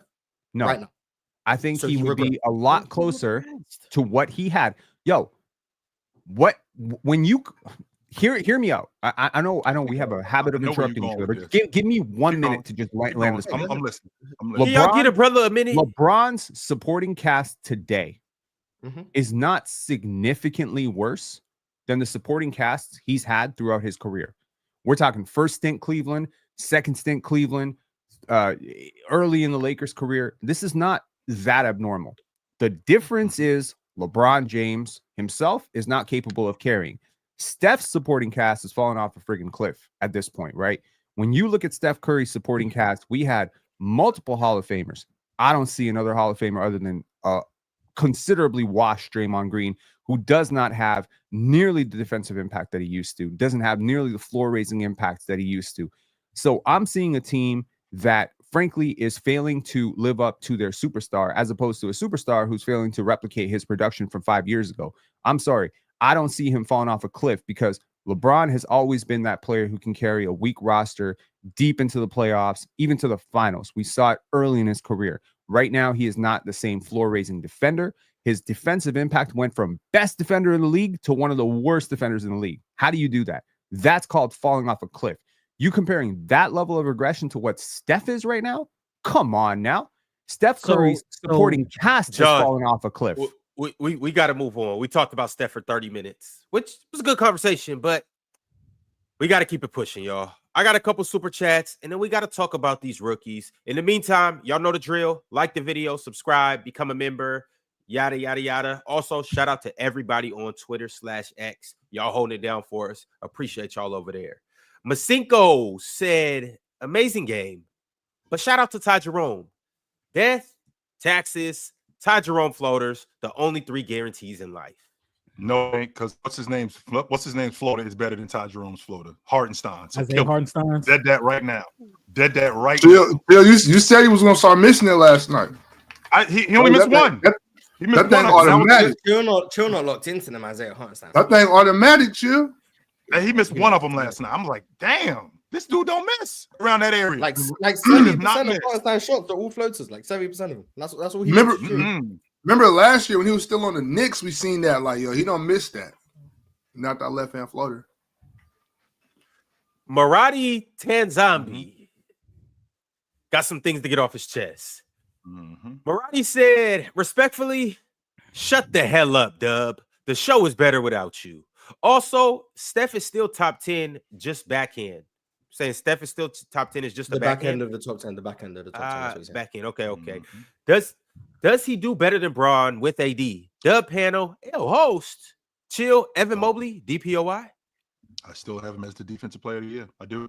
Yep. Does Steph do better with AD?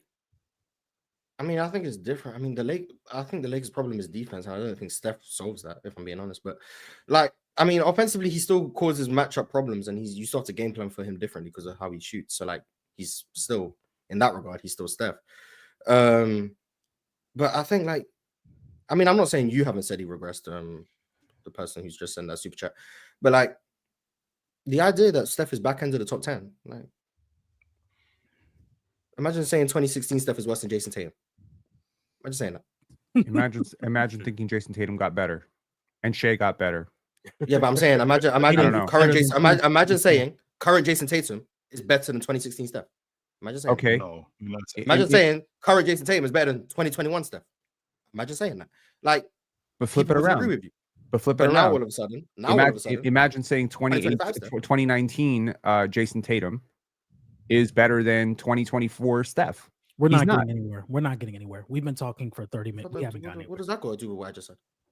I'm saying the players who are young got better, and the players who are older are barely holding on. That's not an indictment on the older player. No. What is happening is the players who are younger got better, and the players who are so older. If LeBron James was born 10 years earlier, we would have seen maybe in 97 or 98 LeBron pass Michael Jordan. And so what? What does that mean? That doesn't mean shit. It just means a player who's 23 on their way up. This guy's in my next super chat. There's no way. Is from Mr. Steele because there's just no way. Mr. Steele he's been a member for 11 months. He said, like I said last season, Cleveland in 6. But for real though, I think we could beat anybody in the 7-game series. Boston worries me though. Who's Cleveland's most formidable opponent? Boston. Atlanta. Orlando. With that. Atlanta, y'all better watch out. That's all I gotta say. And I'm a Cleveland guy. You know how I feel about Evan Mobley. But I am the same way I felt in 2020 with that Laker team with the Clippers. We can avoid them dudes. We got a real shot. I do not like that matchup with Atlanta. I don't. France don't like that matchup at all. I don't think they're worried about Atlanta. Paulo is listed as questionable tonight, so we may see him against the Minnesota Timberwolves. But Huge. Everyone coming back against Julius Randle. You know, would it surprise you to see the Orlando Magic in the final? Zion came back against Julius Randle. Paolo coming back against Julius Randle. Guarantee Chet gonna come back against Julius Randle somehow. Just noticing. They want the amount of motion this league has put behind Paolo Banchero, the amount of hype, the amount of just the media attention around it, him being a former first overall pick. I wouldn't be that surprised if the Orlando Magic end up in the finals. They can knock Cleveland off, too. They can knock Cleveland off. I'd be very surprised, but I think it's Orlando. I mean, when is Franz coming back? No idea. As long as it's before April 18th.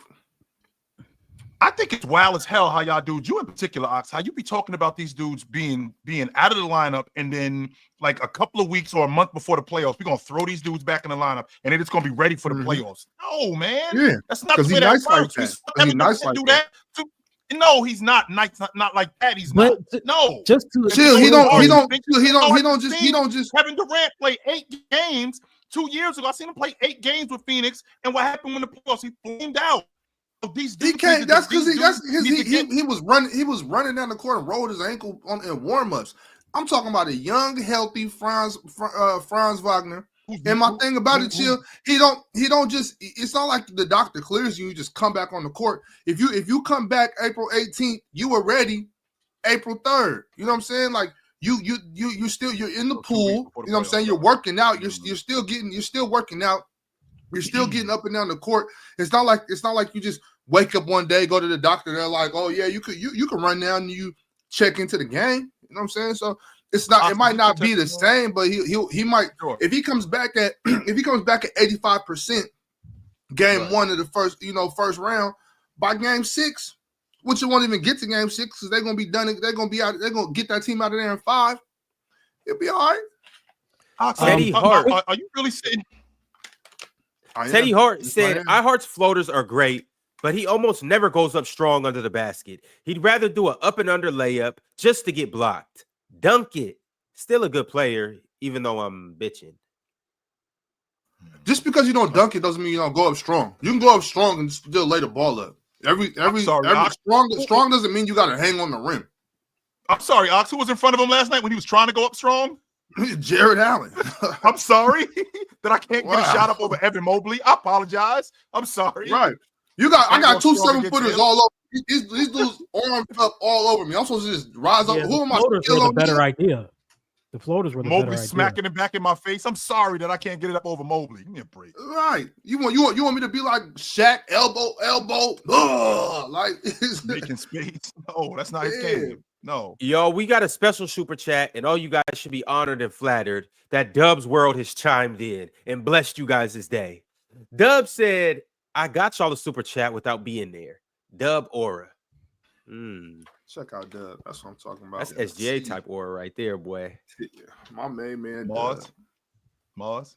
It's 2025. So trying to bait me into being negative. I'm not baiting you in anything, Mars. I'm just asking. You are, because you're gonna say yes or no, and I'm damn sure not gonna say no, but I'm also not gonna say yes. So, you're trying to bait me into something. I'm not trying to bait you. I'm just asking a question, Mars. I'm not interested. You're not interested. That's all I'm saying. But Mars, if you lean it one way more, which one would it be? Just do this. This is I'm leaning towards this is left. I'm being honest. I'm leading. I'm gonna take that as a no. No doubt. he leaning towards uppercutting your ass, Ron.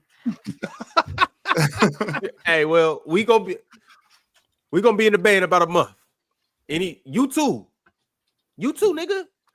I'm gonna hold you in a full Nelson while Mars tenderize your ribs. Just bing, bing. I'm gonna be holding you like this. Mars, I need straight haymakers from you. Mars is Mars need to be worried. You need to be worried about Swiper. Mars need to be worried about Jordan. Me and Swiper chilling. We gonna be. Me and Swiper gonna. Yeah, I know y'all gonna be on birthday. At Crustacean. I know y'all gonna be chilling. No doubt, Ox. You hold him. I'm gonna clothesline Ron when I see him. Clothesline is insane. Yo, chill. We can go straight. We can go straight Hardy Boys. I'm talking about 1999 off the top rope. All around forehead. Just clothesline Ron when I see him. That's crazy. Y'all see the violence that they're trying to project on me? My God, wait till I see him. I'm gonna hit him with that Stone Cold Stunner. You know the one. Maradi Tanzambi said, Mars, I'll translate. Pin. Let me say it slower. Ron, read it slow. Young players getting better. Old players regressing.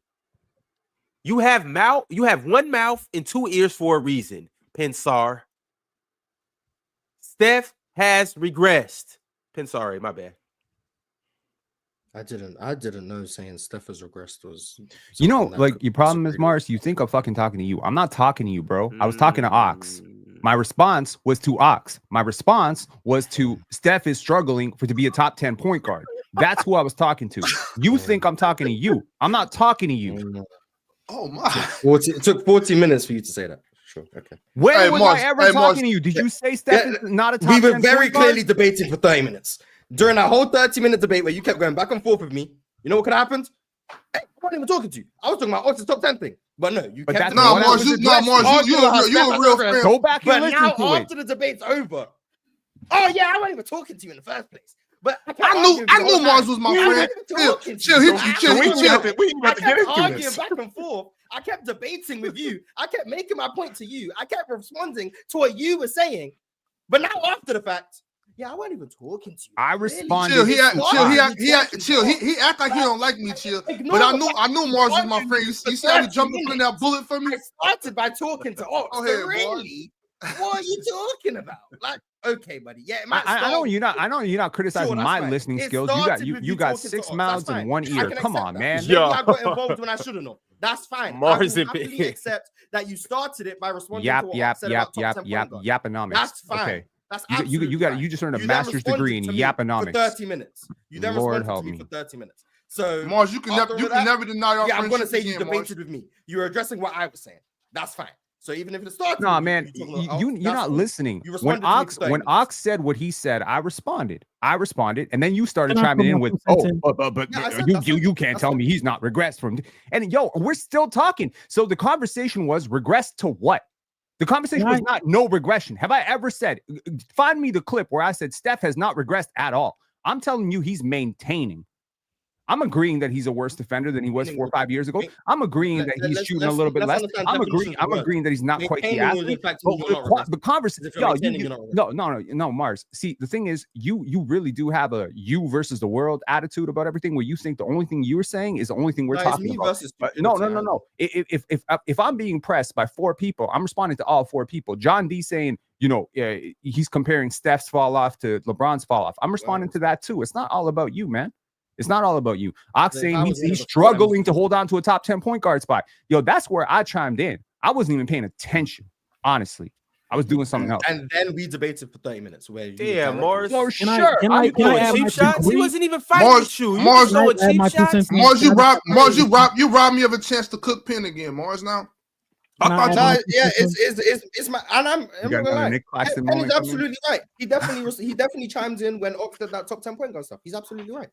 But Mars, you can never deny our friendship again, though, Mars. 30 minutes. You want to go skydiving. 2 cents. So Mars, now you about to be a brunch with Ox and Swiper PC weekend? No. Ron, he cannot deny our friendship after he just jumped in front of that bullet. Has he ever though? Has he ever denied your friendship? Yes, multiple times. Has he ever denied your friendship? Mars, a what? A water pistol.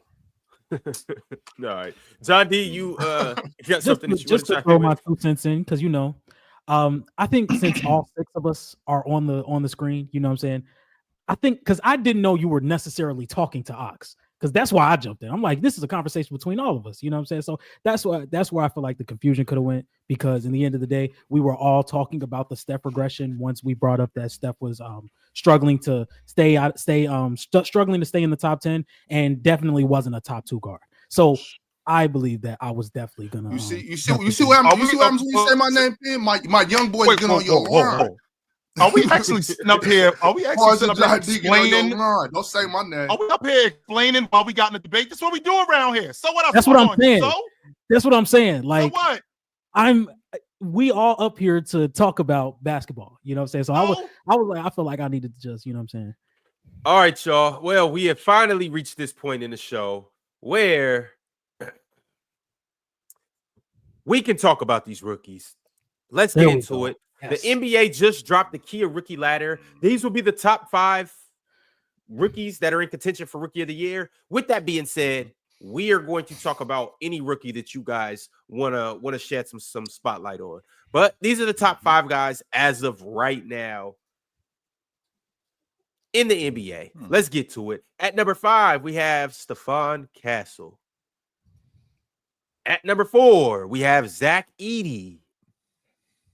Number 3, on the same team as Zach Edey, Jalen Wells. Number 2, Vis Misi. Eve Misi. Eve? Yeah. Boss turned me on to him. And at number 1, the number 1 overall pick, or number 2 overall pick, Alex Sarr. Okay. He was getting boxed up by Houston, but we're ignoring that. I don't think Alex Sarr has been the rookie of the year. I would still comfortably take Eve Misi. I would still take Jalen Wells. I would take Stephon Castle. And if Jared McCain was healthy, I don't think this would be a conversation. It would. I just don't think. I don't think. And once again, I was somebody who was really high on Jared McCain coming into the draft. Didn't have as much following, so nobody's gonna believe me. But I thought Jared McCain should have been a lock in the lottery. For him falling to 16 is criminal. I thought he should have went to Sacramento just to have like some type of guard rotation or anybody higher than 16. Another guy, Alex Sarr, I think is really for one. Alex Sarr being number 1 in the rookie ladder and not showing any love to Zachary Reese-Shea when I think Reese-Shea has been more valuable than Alex Sarr is kind of crazy. To be completely honest, I think Zachary Reese-Shea has shown a lot defensively. I think he plays in transition very nice. He needs to be a little bit cleaner around the rim, and his shot is a little inconsistent. But there's a lot of things you can look at with these top 5 rookies and be like, there's still a big project here. There's still a big project here. Stephon Castle, I think, needs to get a little bit better with his ball handling and his decision making and his shooting. But him as a defender, I think the potential is there. So I would just look at the value and say and reorder my list. I wouldn't agree with Reese-Shea over Sarr personally. I think Sarr, especially recently, defensively, I think he's been really, really good. Offensively, it's rough. It's rough. But I think Reese-Shea offensively, I would argue, has been just as rough. And defensively, I think he's far inferior.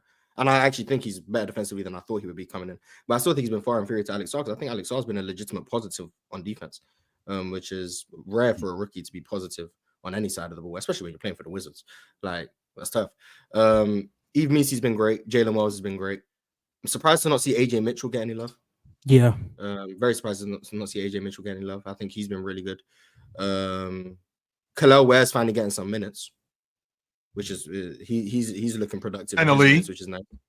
Yeah, I thought it would take a while, but he's getting minutes. He's looking productive. Tristan Da Silva has really flourished without Franz and Paolo in the lineup. Other guy I was high on. Zach Edey's been productive as well. I think compared to what I expected him coming in compared to what I expected from him coming in, I think Zach Edey's been productive. But I don't think he's been Memphis's best rookie. I do think that's been Jalen Wells, and Jalen Wells would be my rookie of the year if it ended today. I think he's been extremely. You got Jalen Wells, which is interesting. Yeah, he'd be my rookie of the year. Shout out Jalen Wells for real. I think he's been great. So we actually, I was doing a playback with Ron, and Ron turned me on to him. That's the kid that went to Washington State. Is that correct? Yeah, yeah. Wells, yeah. Ron was the one who turned me on to him. He's from Sacramento. What school did he go to? I don't know what high Washington school he went State. to. I just know I'm sorry, from high school.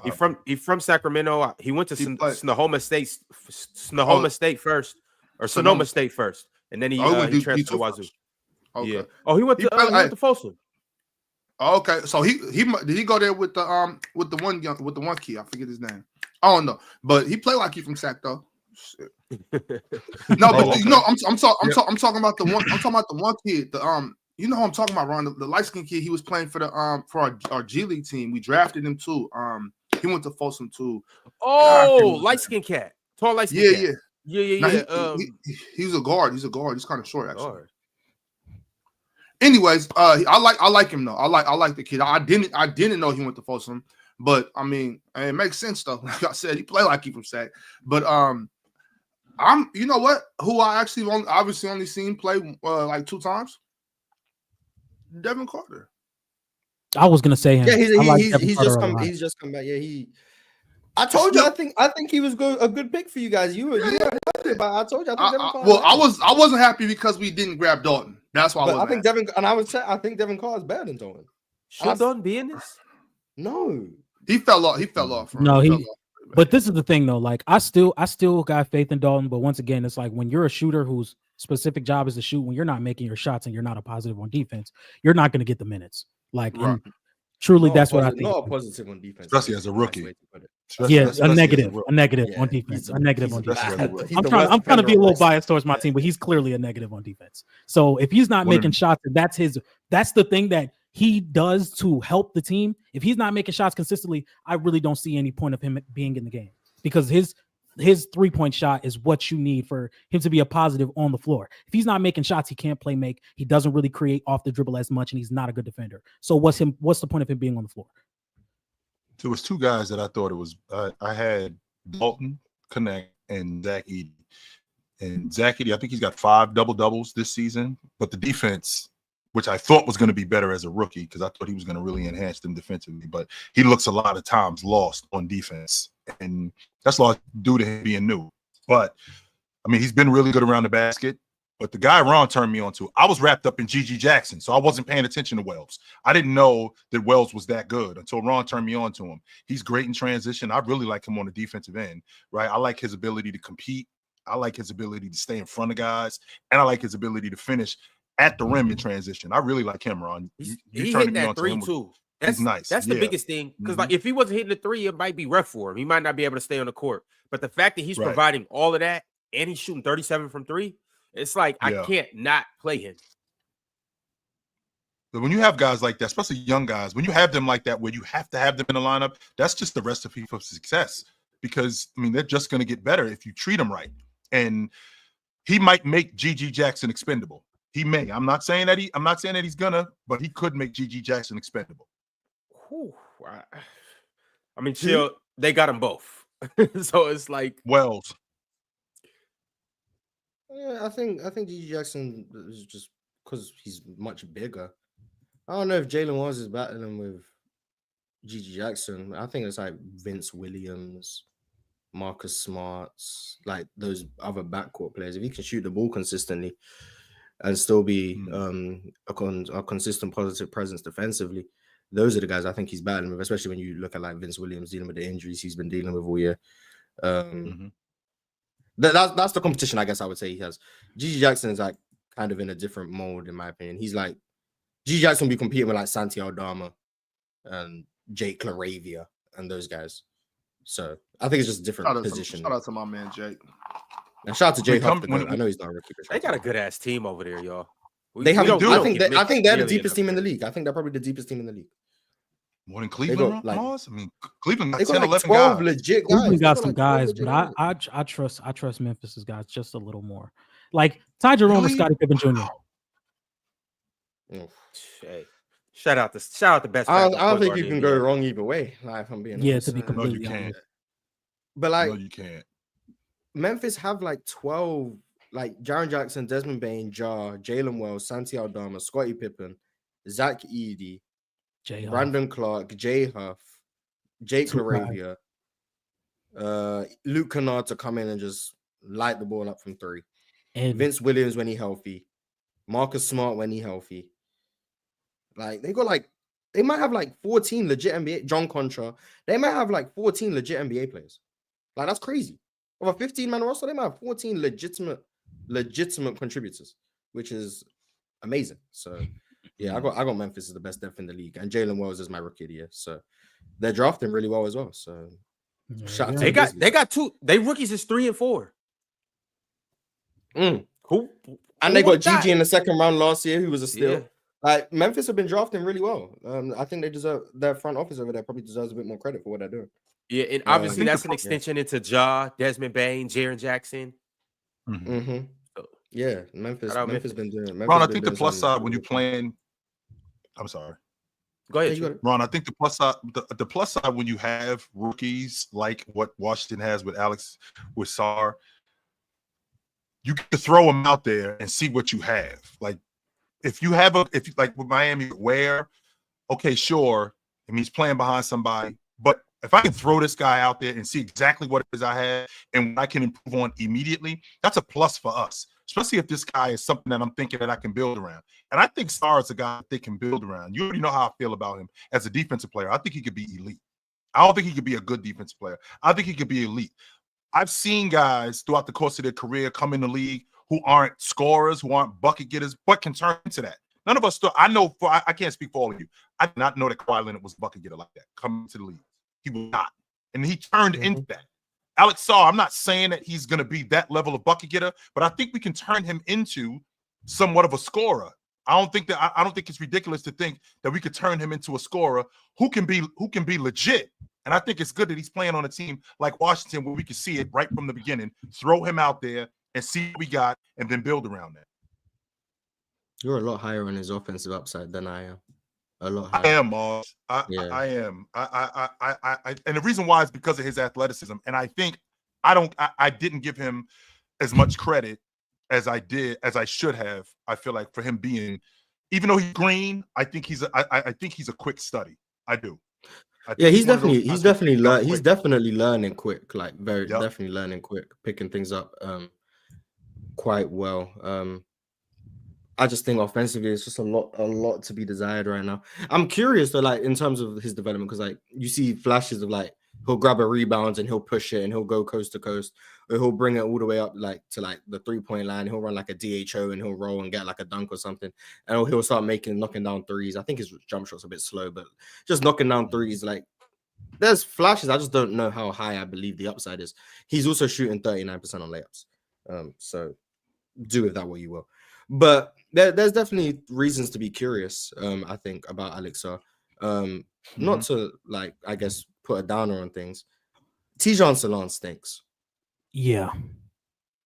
I was always a little... You hated him from the door, Mars. You hated him from the door. Let's be clear about that. This is not, Mars, this is not like a revelation where all of a sudden, you know what, maybe I was wrong about TJ. You were like, he sucked. What we doing? But from the door on the upside, they drafted him. He was 18, so it is a long-term play. But every time he's out there on an NBA floor, he shouldn't be out there. Like he just shouldn't. He's right now. The Hornets are. I don't know why he's not on their G League team. Because they're trash. That's why. Grant Williams is. There's a lot I don't know. I don't know about the inner workings of the NBA. Grant Williams is gone for the year. So, but I have a hard time seeing how this is benefiting him. Like just being out there, being lost. I don't know how this is benefiting. It's reps. He'll learn. But are all reps good reps? Like, and that's a genuine question. Mostly, yes. If you're being directed, like if you're watching what you're doing, if you're watching film, and then you have somebody on the staff that's telling you do this, even if because sometimes when you're learning. And I mean, most of us, we know, but still, when you're learning something, you're still doing it wrong. You don't really understand like what you're supposed to be doing. You're like, I'm trying to do that, and they're like, no, do it this way. Eventually, once you do it right, you're like, oh, okay, I get it. You know what I'm saying? So I think they're good reps as long as you have somebody that's coaching you, that's teaching you. Even if you look like a fool, you know what I'm saying? You got to do it a couple times or more than a couple times to finally get a hang of it.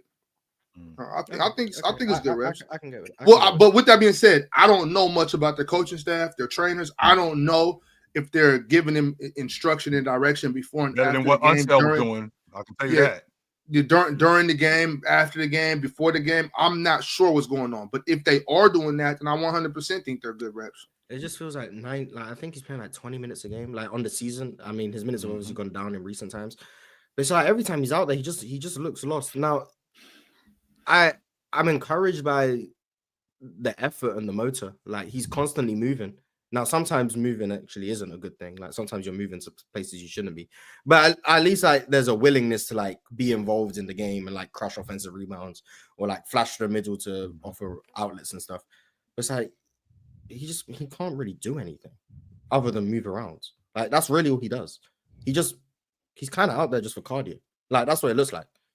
And I'm trying to like say it as like nicely as possible. He's 19, just turned 19 like 3 months ago.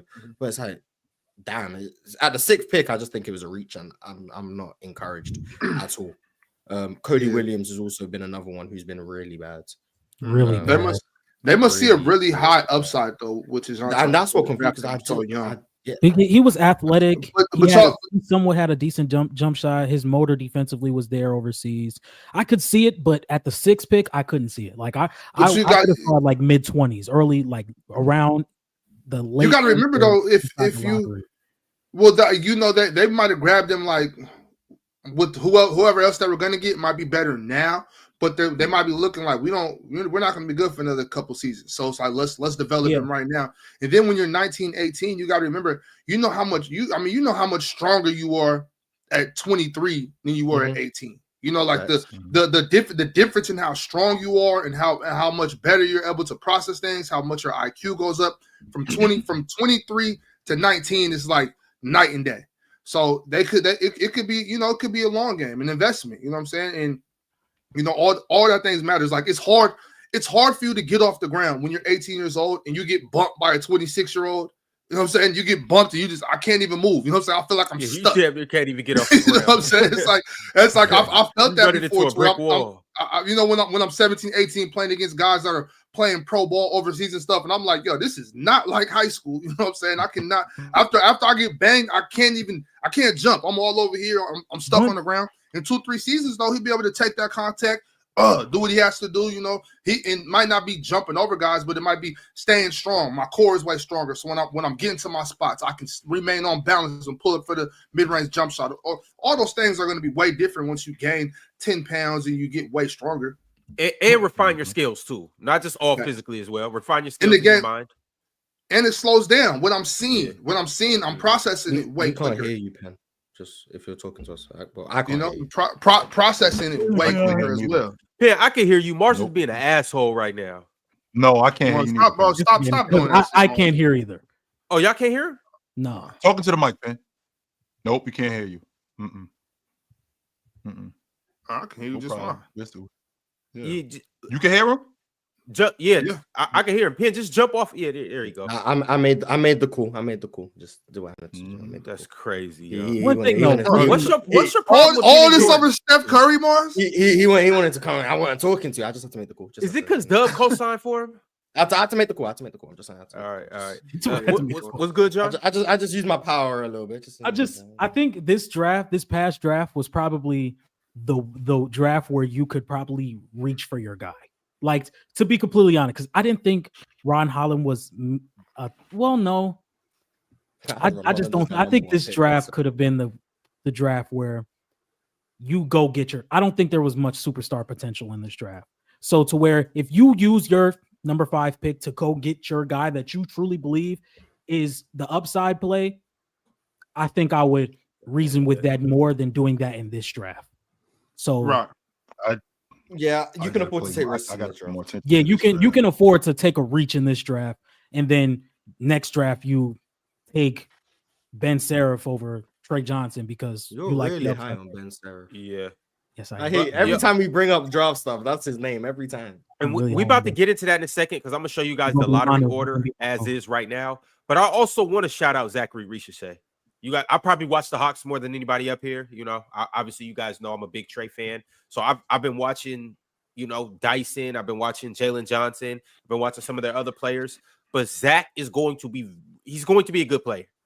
He's going to be all right. He's just the 3 ball's not falling for him right now, but he's doing everything else. He's been getting downhill. Yeah. You can hear me? Thank God. He's shown he got a couple moves. He got a 1 dribble pull up. He's athletic. He runs that fast break. He obviously plays very good defense. He rebounds. He's big as hell. He's 6'9", 6'10". So like he's going to be good. He's just once again some of the things the entire that rookie segment and not talk about one of the most impressive rookies. Jonathan Mobley. Nope. I mean, Jonathan Mobley's been great. What's his name? He's up there. Hold on. No, I'm not talking about Overage. Steph Castle. Jonathan Mobley has been awesome defensively. He's had some great ones. Okay, I'm gonna say this. Jamal Shed has had some impressive quarters and some terrible games. Okay, he was terrible last night. They literally lost minutes every single time he came on. Okay, but there are 2 rookies on the Toronto Raptors that are so freaking good right now. One of them is an undrafted guy named Jamison Battle. You seen this guy? Rookies are supposed to lose you games. Jamison Battle is currently one of the top 8 players on the Raptors. He's currently in the G League. He's floating around. but this dude is a bucket, a sniper, and they're working with him. I think in a different situation, if he's getting a few more minutes right now, he's on a 2-way contract, they're going to convert him. But Jacoby Walter is the player I want to talk about. Yo, 25. Yo, this dude is straight up. His game has so much wiggle in it, right? He's got a lot of creativity. He's a phenomenal defender for his size. This is a guy who needs to put up 20 pounds at least. Now, last year, I was looking this time last year. Do you know Jacoby was being talked about as a top 5 pick? Mm-hmm. He was. I mean, some very credible draft analysts put him in top 5, top 3 conversations. And then, there was some concerns about, is he a playmaker? Is he, is he going to have like that type of impact? Is he a little one-dimensional? Is he got tunnel vision? I've seen some great playmaking from him. And by the way, shout outs to Eric. His trainer is the same guy who's training Case and Wallace. Just letting y'all know, E4 Athletics, give a shout out to my man Eric at E4 Athletics. But this is gonna be a good one. He's gonna be a really good one. I think he's outplaying Grady Dick, to be real. I didn't expect this. I didn't expect this from Jacoby Walter because I wasn't high on him because at Baylor I didn't see like the shot creation and the playmaking stuff to think that he could really like take anything more than like not a spotter but like a movement shooter role. Like it was like a high level 3-and-D like ceiling to me. But he can do more with the ball in his hands than I thought. Like he started off slow. Maybe I'm wrong, but in my opinion, he started off slow. But like he's been picking it up from what I've seen. And bro, his first start was 14 points, 11 rebounds, and 5 assists. First start. I mean, I saw it first time. He gave the Rockets like 25 or something. It was for sure. Yeah. He scored the first 14 points of the game. Wasn't a fan of that at all. But like he made some really good passes in that game as well. But like so that's what surprised me. He's more well-rounded than I thought he was coming in. So I wasn't high on him because of the lack of well-roundedness. Yeah. But now it looks like the 19th pick. It was a really good pick because this is turning into a very deep draft full of Tumani Kamaras. You know what I mean? Like there's a lot of players on that level. Yves Missi, Jalen Wells, Zachary Risache, Steph Castle, Tristan Da Silva, Alex Sarr, Dalton Connect, Keyshawn George, Ryan Dunn, Jonathan Mobo, AJ Mitchell, Jamal Shed, Zach Edey, Matas Buzelis, Donovan Clingan, Jacoby Walter, Johnny Furphy, Khalil Ware, and Devin Carter. Perth. Furphy. Oh, for sure. Yeah. My bad. Australian dude, right? So I mean, like, there's like, and I mean, we're not even talking about Rob Dillingham. We're not even talking about Nikola Topic. I mean, there's a legit Bub Carrington who's leading the draft in minutes played so far. Not necessarily the best thing, but yes, he is. And I mean, Jared McCain, Ron Holland. I mean, damn, there's a chance that this very, very understated draft could produce Kyle Filipowski, Filipowski, also Iguodaro, right? Isaiah Collier has been awful, but I mean, the Jazz rookies have been bad. Sadly. I had Kyle Filipowski been all right. But the first round picks have been bad, and I was high on Collier. So. Tyler Kolek. I mean, he has his moments. I like Tyler Kolek. Devin Carter for real. Like, I mean, I have a lot of faith in Devin Carter going forward. Nikola Topic as well. So I'm just saying, like, there's a chance that there's 25 legit role players and maybe a couple of all-stars in this draft. I mean, this draft was supposed to be really, really bad. I think Jarrett McCain. I feel like you know what the thing is. I think when a draft when a draft gets a reputation as being a bad draft, I feel like a lot of teams underscout it and they start to overlook it, right? I feel like the best front offices loaded up on this draft. I feel like the best front offices were like, okay, this draft may not have the Victor Wembanyama and the Cooper Flag at the top, but picks 13 to 25 going to yield me some really serviceable role players. Let me go find some players, right? And you see, that's where you find out where the best GMs are. This is exactly where you find out where the best GMs are. You don't got to be a good GM to pick Victor Wembanyama number one. Everyone in the world is going to pick him number one. It's like it's that executive decision to pick Brandon Miller over Scoot Henderson. It's that executive decision to know that in advance. It's the executive decision to find Draymond Green in the second round. That's where these GMs get like their money. For sure. Jokic. All right, this draft doesn't have that. I can assure you, this draft doesn't have that. I'm gonna throw out a couple other players too. I want to see how you guys feel about them. Just names we haven't mentioned.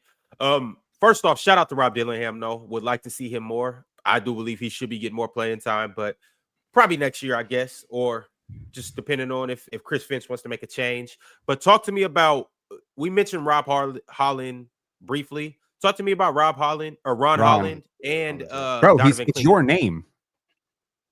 How you messing up a player with your name? I was just talking about Rob Dillingham, but talk to me about Ron Holland, and then also talk to me about Donovan Clingan as well. I love Donovan Clingan. Oh, no, yeah, you got it. I really like Donovan Clingan. There are a few things that I have concerns. Obviously, his playing space, he's a little slow-footed, but I think he can protect the rim really well. I think he could be a great rebounder. I definitely think he should be starting pretty soon. I think that he provides more defensively than DeAndre Ayton. I think Rob Will is probably going to be out the door. I think you can really build a really good defense around Donovan Clingan. You see the signs. You're like, you know what? Let's try and build a better defense around this guy because this is a guy who's going to be able to rebound at a high level, in my opinion, for a very long time. I think he's extremely strong. What is he, like 7'2", 280? Like, he's extremely strong for a rookie center. We've seen rookie centers in the past few years be a little slim when they come in. So I think Donovan Clingan is a really big game changer defensively. Offensively, I think there's some signs. He was a little bit of a playmaker at UConn, and he shot a couple of threes. But once again, I'm not going to ask him for that anytime soon. But there are some upsides offensively, and you definitely see the signs defensively to where you can build something around him defensively. So I really like Clingan. Defensively, I think he's been really good. Offensively, I wouldn't say disappointing because I wasn't particularly. I would like to see more of that playmaking stuff that we've seen at UConn, but I just think Chauncey Billups probably isn't the best coach to really bring that out of Donovan Clingan, where you're going to be running like grenade actions and DHOs and stuff. But like, he is a really good he is a really good screener. Like really, really good screener. I think Scoot benefits from him a lot. I think Anthony Simons benefits from him a lot. Now, I would like him to be better around the rim, like in terms of like his touch and his finishing. But he does do a really good job at cleaning up his own misses and cleaning up his teammates' misses. Excellent rim protector, really good drop coverage big already, like just understanding where he needs to be. So I like Donovan Clingan in terms of like, he's about as good as I thought he would be instantly. And I can see the avenues to where he's more viable offensively. So Donovan Clingan is nice. And Ron Holland, I've really liked his on-ball defense, like really, really liked his on-ball defense and his tenacity. The tenacity was something I expected to come along right away. Like, you watch him in the G League, they won like 2 games. And he was playing every game like it was game 7 in the NBA Finals. So like the tenacity was something that like I thought I was going to translate. Really, really a really strong athlete. The skill, like the actual skill part of the game, I think he's quite far behind in terms of a ball handler, in terms of an outside shooter, in terms of a playmaker. Is he 19, something like that? What is he, 18, 19, something like that? I think he's 19. Okay. I think he's 19. So I think like the skill, hopefully the skill development will come along and match the tenacity and the athleticism, but he's still able to like make somewhat of an impact on it. Like, you know, he's out there. Now, sometimes that's for the worse and sometimes that's for the better, but you always know Ron Holland's out on the floor. And I think him getting reps on a team that's competitive like the Pistons is valuable. Now, the most pressing thing is that he needs to be able to knock down some open threes. I think he's shooting like 25% or something. That's not good enough. But I do think there's upside. And anyone who remembers what I was saying about the draft, I had Ron Holland as my number 1 pick. Now, I was wrong. I've changed my thoughts on draft processes since then. But I do still think the upside was really promising with Ron Holland. And I still think it can be. Just right now, I think it's a lot of untapped potential with him. But wasn't there like their jump shot coach, Fred Vincent? That's his name? The one who was from the Pelicans, yeah. Yeah, if I was him or if I was like in that position, I don't think you're going to be able to get both of Ron Holland and Asor to be above league average shooters or league average shooters. I would really focus on one. I wouldn't say focus on one. I would if I were to focus, I'd focus on one. Yeah, Asor can be viable without a jumper, but more there than you go. Ron can, I think that could be a transition game that could be really hard to stop with both of those guys in transition, because I think Ron Holland is an extremely explosive transition player. I think he could play around the rim, catch lobs, to where if you can have both of them be the defenders that they are, get out in transition with Cade being the playmaker that he is, Jalen Duren being extremely athletic if you decide to keep him around. I think they're building something in Detroit. And Ron Holland was extremely intriguing coming into the draft. So I can see it. If you can get him to be a league average shooter, he can guard forwards. So he practically does play the 4. Like, it's him and Tobias kind of, but like he plays every like. Yeah, he like Asar just does that. Yeah, Asar just does everything. I'm not gonna lie, he just does everything. But yeah, I like Ron Holland. I'm curious about Ron Holland. I'll say that. I'm very curious about Ron Holland. Who else was I gonna say? This guy hasn't played because he tore his Achilles, but I'm very curious to see how De'Ron Holmes plays for Denver next year. That's because I really liked him. I thought I was a great pick for him for Denver, and then obviously what happened.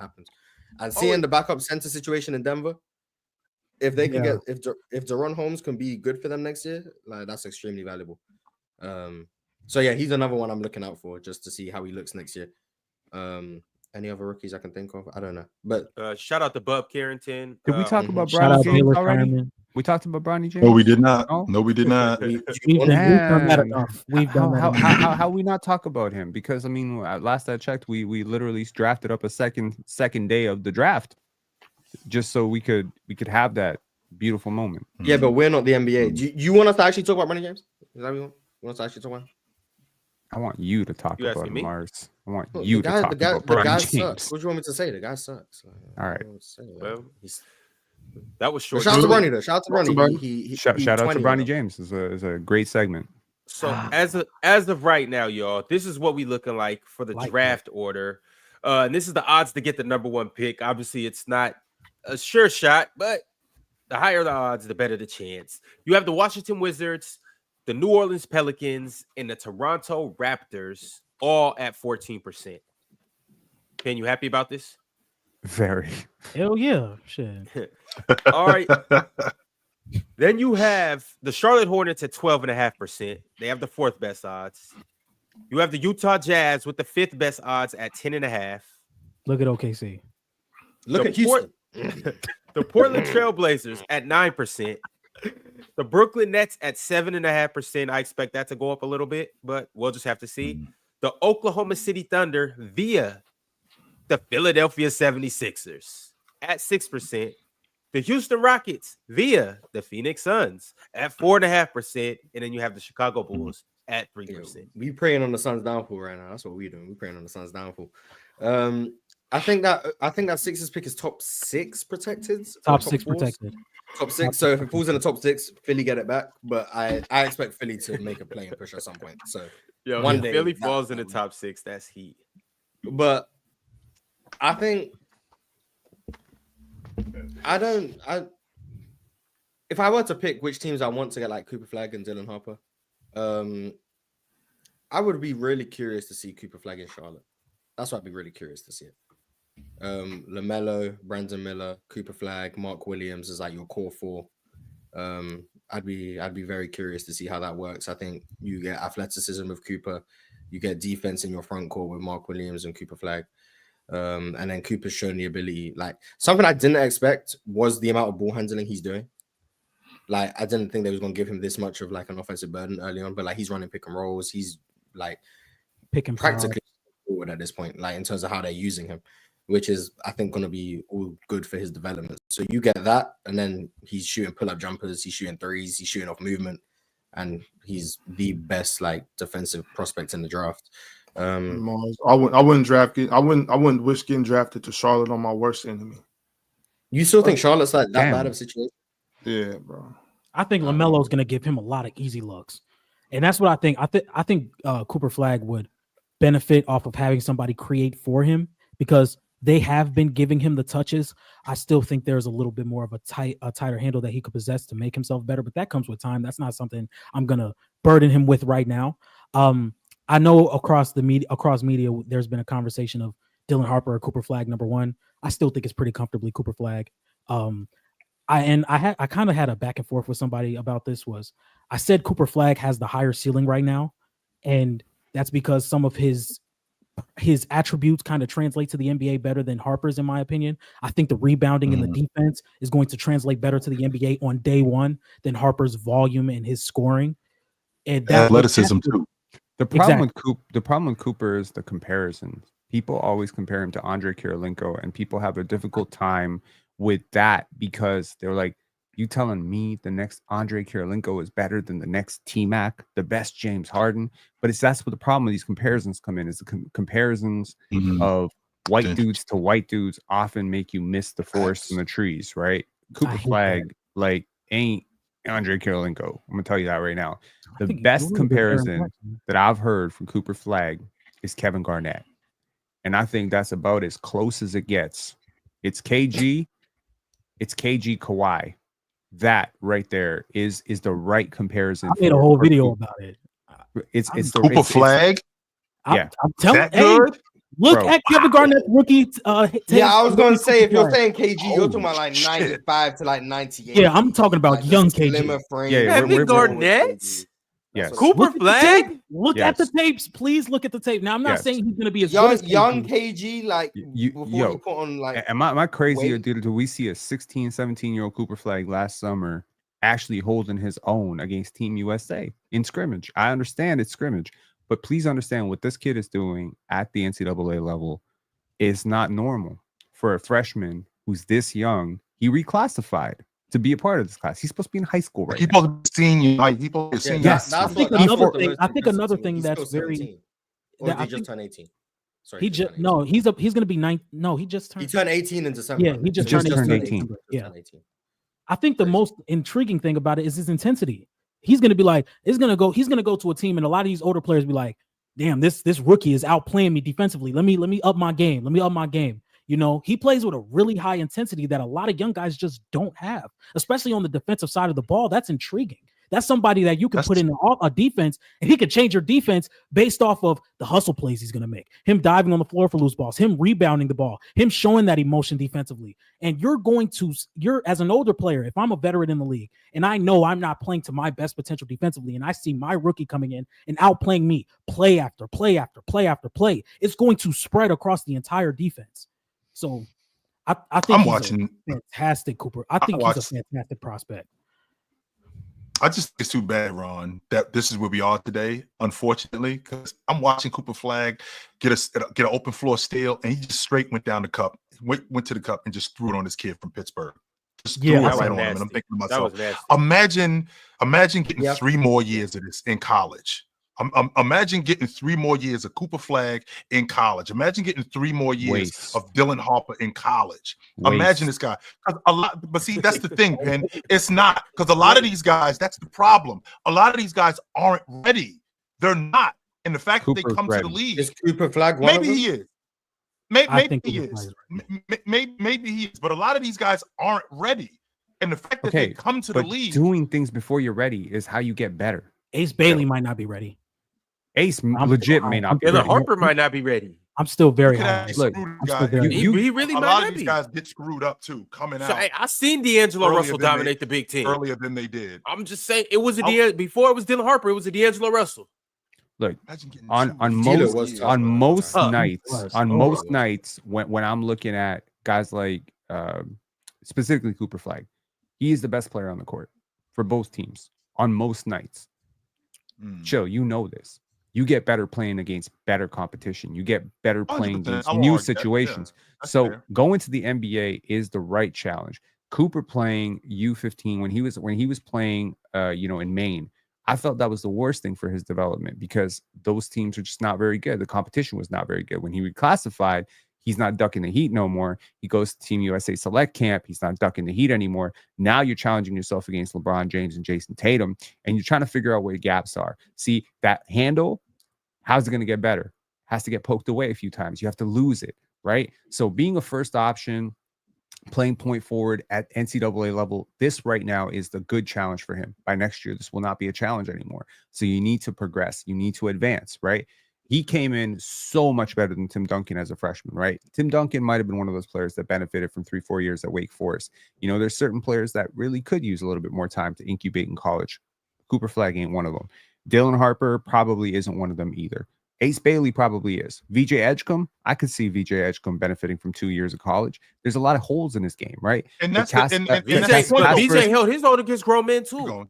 I'm saying that's not always the end all be all though. Y'all watch the Bahamas? For sure. And VJ he was playing in the Olympics. That's what I'm saying. For the Bahamas. Yeah. What about the kid that plays at Duke? The kid that plays at Duke, that was on that South Sudan team? Kaman Maluach is like, I'm pretty. Honestly, I would. Here's the question: who do you trust more to handle his development? NBA coaches or college coaches? At this point, honestly, for the type of player he is, I would love for him to come to the Raptors. Frankly. Quick side note. No, but there's a really underrated center right now in Roko Zakarsky. He is nice. He is nice. When John D and I did our draft episode, we talked about Zakarsky, and he's good, man. He's more mobile. He likes 7'3" too. He likes 7'3", really good timing. Place really good to guard in transition. He has the athleticism to move his feet on wings. He's really good, man. And I think the person who finds him at the end of the first round, end of the first round's wild. I think you find him at the end of the teens. For real. Like I think there are certain guys in this draft that are just gonna get overlooked, right? But this draft is more than Cooper Flagg. This is more than just Ace Bailey and this, Kasparis Yakuchonis. Yakuchonis is progressing a lot. Like his defense has gotten so much better. He's getting better every game. This guy has firmly come from, is he a lottery pick to, is he a top 5 pick, right? So y'all pay attention to this draft. I guarantee you the future of the NBA is coming in the next 2 drafts. Big part of the future. And the one player, again, I'm going to say it, and I said it on playback, I'm going to say it here too. To me, AJ Debonsa is the future face of the NBA. For sure. I mean, nobody who wants it more than that dude. There's nobody who deserves it more than that dude. Frankly, he's going to come in and he's going to snatch it from all these dudes. I'm going to be locked in on Debonsa. Also, BYU, right? BYU every game next year. Speaking of BYU, shout out to Jimmy for that. Speaking of BYU, I believe they got a guy that should go top 10 right now. Their point guard, Igor Demin. It's Jaeger. Mm-hmm. I think it's Jaeger. Yeah, it is. It's Igor. I have just a few pushbacks on Jaeger. Just a few. The athleticism and creating his own shot. I don't think he's going to have the ball in his hand as much at the NBA level. He's probably going to be an off-ball player. Can make a decision out of attacking a closeout or two.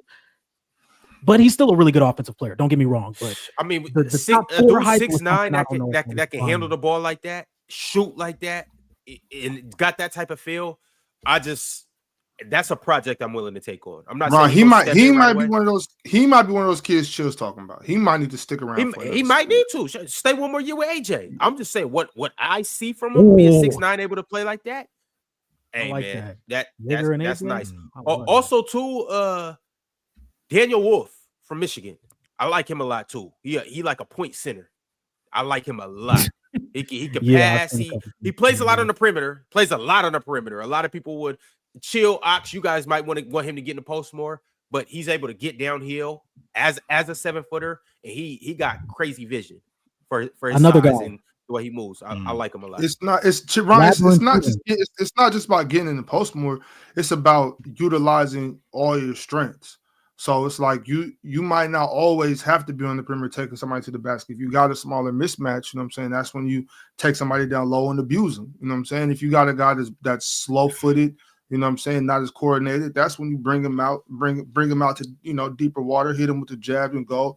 Utilize all your skill sets. I'm not just to sit on the block merchant. You know what I'm saying? You know that. I'm just want you to be able to play a different style of basketball if need be. You know what I mean? Ron, you know a lot about the EuroLeague. You obviously followed the EuroLeague, but some of us do. Would you rather right now, for Cooper's development, for Ace's development, these guys, would you rather they be playing 1 year on a top, European club like Olympiacos, or would you rather they play in at Duke or BYU or one of these schools? What would you rather 1 year? It depends on the prospect. Cooper, yes. I think Cooper in the EuroLeague would flourish. Like, not necessarily him killing the EuroLeague, but I think for his development, his game, and the way he plays, I think the EuroLeague will take him to a whole new level. Ace Bailey, no. They are going to – and it just depends. I don't know Ace Bailey's mindset, but he can go over there and get destroyed. They can break him in half, because if he goes over there and they're like, why are you shooting that dumbass mid-range shot? He needs that, though. It might help him, but that's why I said it all depends on his mindset, because he might be a player where, okay, you're at Rutgers and you're able to build your confidence because you could shoot any and everything, and you could score 36 on one night. One night you might go 4 for 15, but we still letting you get it off. In the EuroLeague, it's like, you're playing 15 minutes, you're shooting 3 shots, we're asking you to do everything else, and I don't know if he has the capacity to do that. Ron, a lot of these kids are too soft to get destroyed. You know what I'm saying? A lot of these kids are growing up to where they can go play for whatever team. You know, if I don't like it over here, I'm not getting the minutes I want. I gotta play behind this player that nobody knows, so I can just bounce around. A lot of these kids are too soft to go out there and get held accountable. You know what I'm saying? Like a lot, like you go over there, and they don't give a damn about your name. They don't care what you were ranked in the 8th grade, because those 8th grade rankings mean absolutely shit. They don't mean anything. So a lot of dudes, they still living off. When I was in the 8th grade, I went to this camp and I was ranked 5th in the state. So you suck. You know what I'm saying? Like a lot of kids don't have the mental capacity to go over here and just get demolished for a season and be like, oh, that's making them better. No, it's not. Sometimes they're just like, I can't handle this. I gotta go. Sometimes you need to go to a level where you're comfortable and you can learn. You know what I'm saying? A place, go to somewhere where you're comfortable. You can learn, get stronger, get better, get more mentally tough, more mentally mature. Because a lot of dudes are 17, 18, 19. They're kids. You know what I'm saying? So I'm not really necessarily knocking them. I'm just saying, like, you're not mentally mature a lot. Some people mature quick. Some people are 15, 16 years old and got the mindset of adults. You know what I'm saying? But a lot of people don't. I know I didn't. When I was 18, 19, I was just playing ball, having fun. You know what I'm saying? So a lot of people, and that's what I'm saying. It's not this different strokes for different folks. You know what I'm saying? It's not the same for everybody. Yeah, and then also you going and living over in a different country. It's a culture shock. It's just completely different. But shit, but I'm telling you, a lot of people missing your mama throw your whole game off. Tell me. There's a few players that we didn't get to talk about because I love talking about the prospects, but Derek Queen, he plays really good right now at the college level. Maryland, Derek Queen out of Maryland. Yeah, Maryland. Yeah. I don't think his game translates as much to the NBA. I think he has a slow. How long he been in school? How long has kid been in school? Derek Queen. He a freshman. I think he a freshman. Yeah. But he's 6'10", no one kidding. He's 6'10", he can put the ball on the floor, but he's not a good rim protector. You know why? You know why, John? Because he's 19. How about maybe he can stay in school a couple more years? How about that? You ever think about that for an idea? Y'all dudes, man, y'all get so wrapped up in these dudes being awesome right now. They not. That's what school is. When did Moses Malone come 9 to times the out of 10 NBA? he's probably going to go to the NBA next year. So that's what I have to look at. He's not Moses Malone. He's probably I know that next year. So he's not Moses. He's not Kevin Garnett. All right. Fellas, he's not Kobe Bryant. I got to transition over to different strokes for different folks, right? So what are we don't saying? Need school, and I won't argue that. Like for example, as much as I said Cooper Flag, I'm going to keep this short, Ron. As much as I said it would be great to see Cooper Flag in school for 2 or 3 years. That's because I saw Chris Webber, and that's because I saw Big Dog, right? That's because I've seen Patrick Ewing in school for all of these years and seeing these guys develop. But there's some guys who don't need school, right? KG didn't need 4 years of school, right? But that's what I'm talking about. He did 2. Chris Webber, but he did go to school though. That's the point. He went to school and he played a couple of years. That's the point that I'm making. Cooper Flag ain't Chris Webber, and he came out right away. No, he's not. You're right. He's Kevin Garnett. Here's the thing. That's my point. Some of these guys, there's some of these guys that don't need to go to school. I won't argue that. And Cooper Flag may be one of those dudes who doesn't need school. He might not need school. But then there's some of these guys who come out, like, for example, the guy that Mars is talking about that played in Charlotte. This guy might have needed to go to school for a couple of years and develop his game because he isn't that good. He isn't ready for the pro game. He isn't. Well, maybe he was doing an online education program. I don't know. But T. John's online? Yeah. Maybe I don't know. Maybe. College online? All right. Yeah, maybe.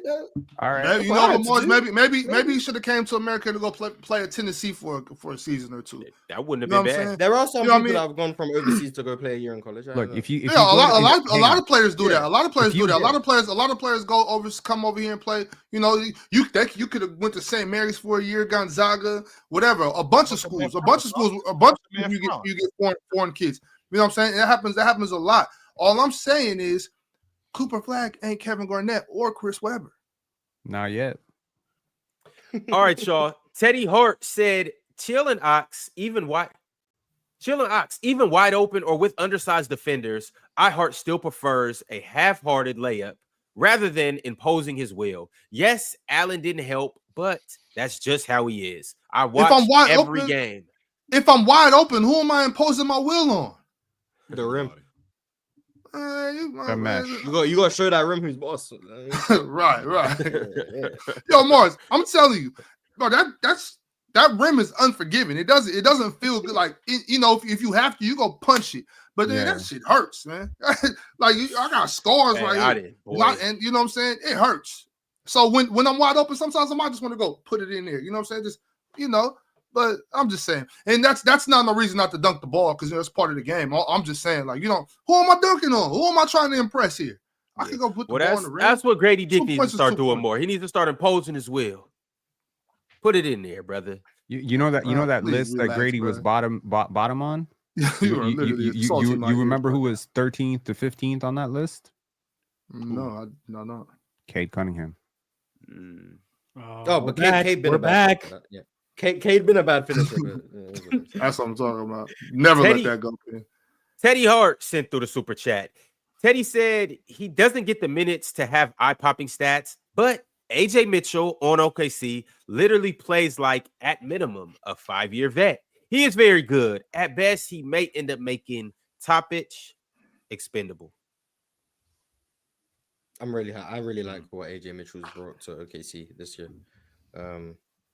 They're doing a lot of scouting of like these smaller schools, and they seem to be hitting more often than not. Now, Dylan Jones, different story, he didn't hit, but like Jada. Where did they get Mitchell from? Weber State, wasn't it? No, Dylan Jones is from Weber State. Santa Barbara, I think. Yeah. J-Dub, Santa Clara. The J-Dub's from Santa Clara. AJ Mitchell, I think, is from Santa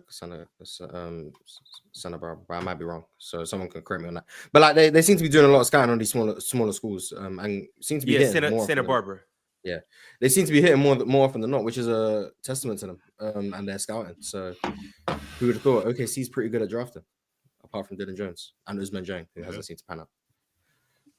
Classic said the Nets had a better chance at winning the chip in 2021 before they got rid of Jarrett Allen in the Harden trade. Those Cavs bigs are amazing. Man, they had a better chance of just winning the chip if they didn't get hurt. That's what they had a better chance of. They were like the but Karras and Spence, oh man, they was balling. They were balling. We were winning the chip if James Harden and Kyrie don't go down. We were winning the chip. That's what's but Giannis. No, you wasn't, because if they don't get hurt, Kawhi. It was Nets Clippers. That's what it was gonna be. It was gonna be Nets Clippers in the finals. Nets and 6. That's what it was gonna be. Nets and 6. I'm not gonna lie. I've never been such a big hater except the 21 season. I did not want y'all to win. I'm sorry. I did not want them to win that year. So you a hater. I'm standing by it. I was hating. Nappin' Trey said, chill. Which top centers are worse around the rim than Rudy? None. Quick and easy. Abdi got sauce 1. That's one. Bam's one. Abdi got sauce 1 said, Jarrett or Mobley? I'll take Jarrett because of the season he's been playing. He's been playing as the number 1 option and has emerged as a 60% true shooting, 100% all-star. Like Jaren Jackson? Yeah. Or Evan Mobley? Yeah. Jaren been balling this year. Like, I'm not saying he's not balling. I'm not saying he's not balling. I'm just the other night he had 35, 15. Like Ja ain't been there. It's been Jaren. Mm-hmm. I got Evan Mobley. I would lean Mobley a little bit, but Jaren's a better scorer, I think, and his touch with like his offhand is really good, and like the hook shots, and he's very unorthodox, and he's a really good driver. But Evan Mobley, I think, way better passer. Like I think Jaren Jackson is one of the worst passers in the NBA. And then defensively, I think Evan Mobley is still better. And I think when I combine like two-way impact, I think Evan Mobley's scalable offensive game alongside being the better defender, in my opinion, does lead me to say I think Mobley's better. But I do think Triple J is having an all-star caliber year, especially when you factor in the efficient scoring alongside his defense. HLS and G sent through a members chat. HLS said, y'all excited for Paulo to come back? Yes, I am. I'm excited for Franz to come back. It's been a while. We ain't seen Paulo since what? October? Show some love. Yes. First week of the season. It ain't all about Franz. We talk about Paulo. We ain't seen Paulo since October. Like, you know what, Ron? You so right. Hey, how come every time we bring up Paulo, Franz got to be in it? Just so you know, it's not. I can't be excited for Franz too. fucking time. No, but you can be excited for Franz when we talking about Franz, but every time we bring up Paolo, you want to just like every time Paolo come up, Franz this, Franz that. We know Look, about what y'all not gonna do is jump me. All right, calm down. My bad. Hey, I can't wait to Paolo too. Give me a break. Franz had 28. Franz had 28. I just don't want y'all to forget. I just don't want y'all to forget. No, we know. We very well who Franz is. All right, we know. My bad. You right. As a matter of fact, thank y'all for checking me on that. Appreciate that. Yo, I really do want to see Paolo play. He's an amazing player too. I'm excited to see him. When does he play? But he's not as good as Franz. Today or tomorrow. No, he's definitely not. But I'm excited. I just bought tickets to the Magic Bucks, man. He better be there. All right. You're gonna be disappointed. Side note, you're gonna play a different game. I'm about to be at the Nuggets Nets game tomorrow night. I think I already said that, but Cam Thomas, I need you to get busy. Cam Thomas not playing. Why not? Which game you gonna be at, bro? Hamstring injury. No way. Okay. Why you so high on Cam Thomas anyway? What's you gonna see? What's his name? He was on the Pistons last year. Eva Bowman, Ev Bowman, or whatever his name is. Yeah, I was. No, you're not touching down in Denver just to see Cam Thomas. I never said I was. I'm just going to. I'm touching down in Denver for other reasons. But I will be touching the game though. Was it Greg Popovich who listed? Don't concern yourself with why he touching down in Denver. No. I was talking about the game. I'm not talking about his extracurricular. Okay. I'm talking about you not going to that game to see Cam Thomas. Bro. I know Jokic better be playing too, but. Worst come to worst. We go to own this. We go to own this over here in Jokic. It's all good. Worst come to worst, I get to see a top 5 point guard of all time, and I get to see my nigga Lester. Murray ain't top 5 all time. Yeah. You get to see Russell Westbrook and Darius Saric for sure. Yeah. Do y'all remember when Greg Popovich listed Tim Duncan as out, did not dress old? Y'all remember that? Yeah, the Thunder did something similar with Al Horford a few years. Yes, I remember that. But you know what was hilarious yesterday? I saw Donovan Clingan did not dress rest. Bro, he's a rookie. Rookie. I told you, Pin. These kids is soft. Pin. A day off. Get your rest. Rest is important. Bro, you play 82 You're a baby, games. Mars. You don't need to rest. You're a baby. Yeah, us babies need time to rest too, man. Respect us. Kundrill sent through a member's chat. Kundrill said, "Pin is cooking, and I hate you all for allowing it." Damn, he cooked me and all y'all in the same one. That's nice. That's the type of super chat I like. The one that just cooks everybody. Mr. Burnout said, "Should the Celtics trade for Walker Kessler?" No. Nope. For what? They already got Al Horford. Rod sent through a member's chat. He said, "Ayo can be OKC's Derek White." Nope. Why would the Bulls trade Ayo? Ken said, "I don't know if it's just me, but I'm not moved by the Cavs. They have a good run every year since Donovan Mitchell came and then crash in the playoffs. Where it actually gotten better every year since Donovan Mitchell came. That bothers me because they clearly just don't play the same as they have in previous years. So you going off this history of they failed in the playoffs in previous years, so they're gonna fail again. Well, they don't play the same as they have playing the same. So you're trying to recognize a pattern where the pattern doesn't exist. And now if they do lose, you're gonna be here like, I told you so. They're gonna flame out. It's like they might just lose to a completely leaving out that these guys have gotten better and they're making progress. Completely leaving out. I'll wait for him to run some victory laps if they lose to Boston. Unlimited Z said Penn might be kind of slow. You just said he may be currently top 15. He went from being definitive top 2 to 3 to top 15. That's a severe regression to Mars's point. He's maintained. He wasn't top 3. He wasn't better than Giannis. He wasn't better than Jokic. He wasn't better than Embiid. So he wasn't top 3. Also, I am definitely slow. So congratulations on you for pointing that out. Yo, shout out recognizing your limitations. Shout out. Yo, I ain't that smart. I love it. TS1 said Mars getting a hard on this. Mars is getting a hard on this Steph Curry slander. Aha. Let it be KD though. ... Wish Steph had Booker or even a Bill. KD's regressing too. What is it with people trying to get these like gotcha moments with me? Like they think I'm just not gonna say the truth because I like a player. No, KD. KD's been regressing for like 4 years. So he's regressing, very clearly regressing. I don't like. But Mars, one of them gonna get you though. The only players I genuinely enjoy talking shit about is number 32, Kevin Porter Jr. and LeBron and Fred VanVleet. Now you don't want to talk about the G League All-Star right now. 2 G League All-Stars, really, but really one.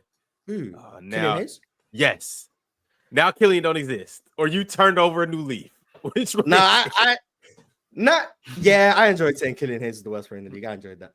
But those are the only players that I enjoy. LeBron is because Bobby Portis. No, he just sucks. I don't enjoy saying he sucks. He just but like LeBron is because like LeBron's fans are just so annoying. So anytime you control a LeBron fan, that's amazing. So I enjoy talking shit about LeBron. KPJ, I think it goes without saying, like he just sucks. So it's always nice to say he sucks. Yeah, Mars. Bron fans make it enjoyable. They do. Yeah, like bro, they do. There's no one I enjoy pissing off more than LeBron fans. Like that's just they mad about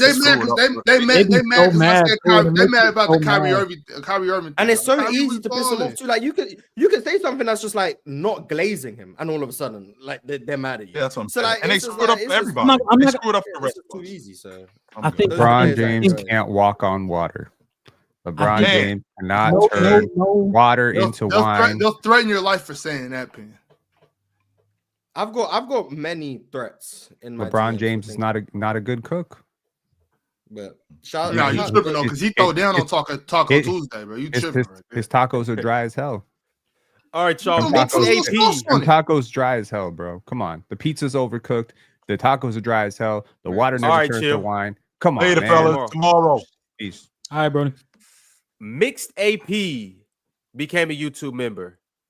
Teddy Hart, what you scratching your head for? Bro, Teddy Hart said, "How would Jimmy look alongside Trey and Cole? Those aren't kids anymore. How could they acquire? Definitely, but those are definitely kids. Dyson Daniels, Jalen Johnson, Zachary. Those are young.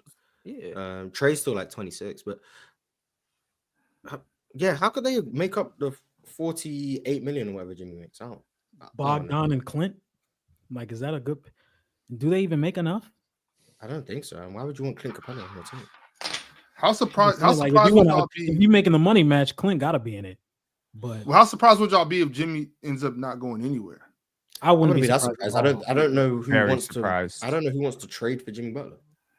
If I'm Miami, I'm like, apparently want to trade. Apparently, the Suns are interested, but Bradley Beal just holding up everything. Like, I ain't going anywhere. I respect Bradley Beal for that. If I'm the Heat, I'm just saying, like, look, Jimmy, I dare you to pass up on $52 million. I dare you. Right. I dare you. Bradley Beal found something nice out there in Tucson. Shit could be bring her to South Beach. Bring Sand to the beach. Nah, he not waiting. She can't leave her family, man. She got to take care bring of a beach to the beach.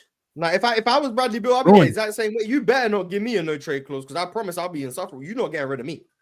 Facts. Nah, for real. You thought pushing me to the bench was gonna make it help? No. Yeah, you see what he said in the interview after the fact, after you got pushed to the bench. Like, I'm holding all the cards. Like, literally, you still paying me. Yeah. I mean, he just saying what everybody already know. He's like, man, you can't tell me where to go.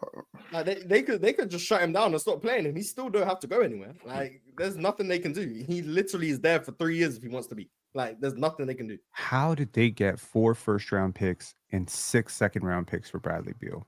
And today, if the Suns wanted to get rid of him, they would have to give picks. That's what I would love to know. I think maybe it's called regression.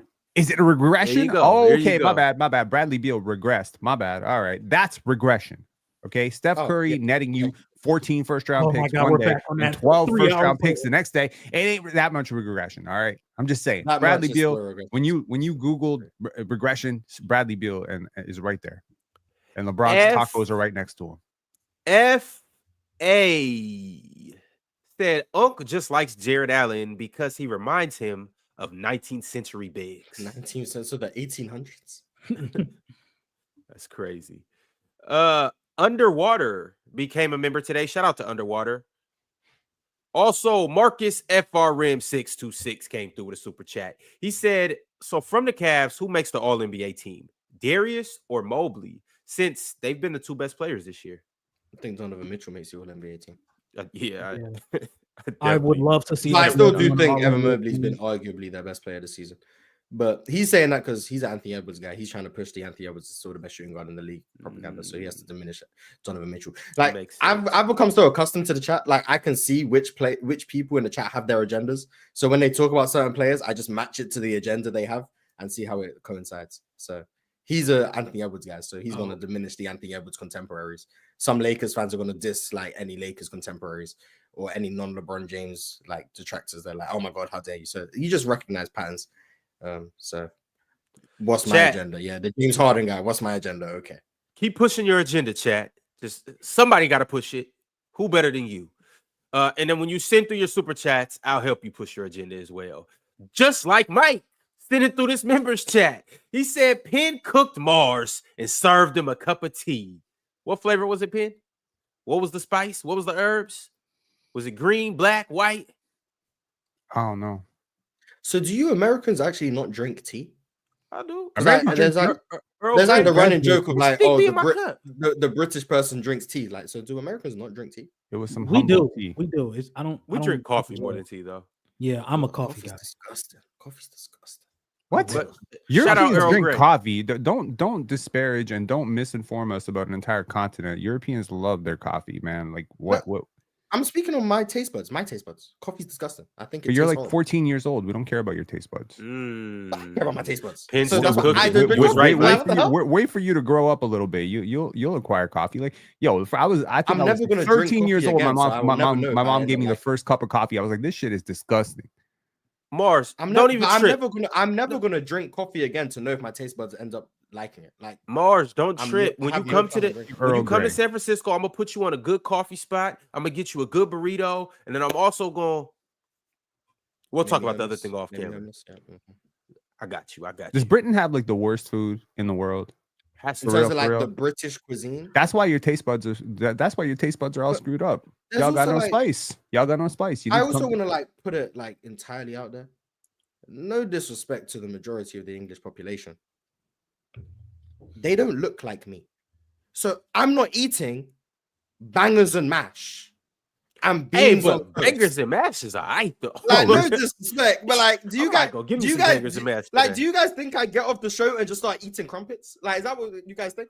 For real, that's what I think happens. For real. Mars, if you would turn your camera around, I'm almost positive you got tea over here to your left, and you got some crumpets over here to your right. Mars, do you dump your crumpets in your tea?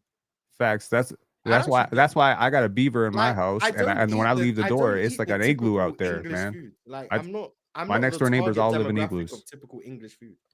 Well, Pim, we know that though. We didn't, but you grew up in igloos in Serbia, so it's like, you know. That's I was raised by wolves. That's what's up. That's why I got no manners. Like, that's why I can't listen. Like if people think I got this big eating like pie and chips or something like you can get that big eating pie and nice chips. shepherd's pie. Nah, if I'm gonna get this, I have to enjoy the food I'm eating. If I'm gonna eat this much, like let's be serious. I'm eating good food, not whatever you guys think I'm eating. Like damn, I'm eating good. To eat this much, I gotta eat good.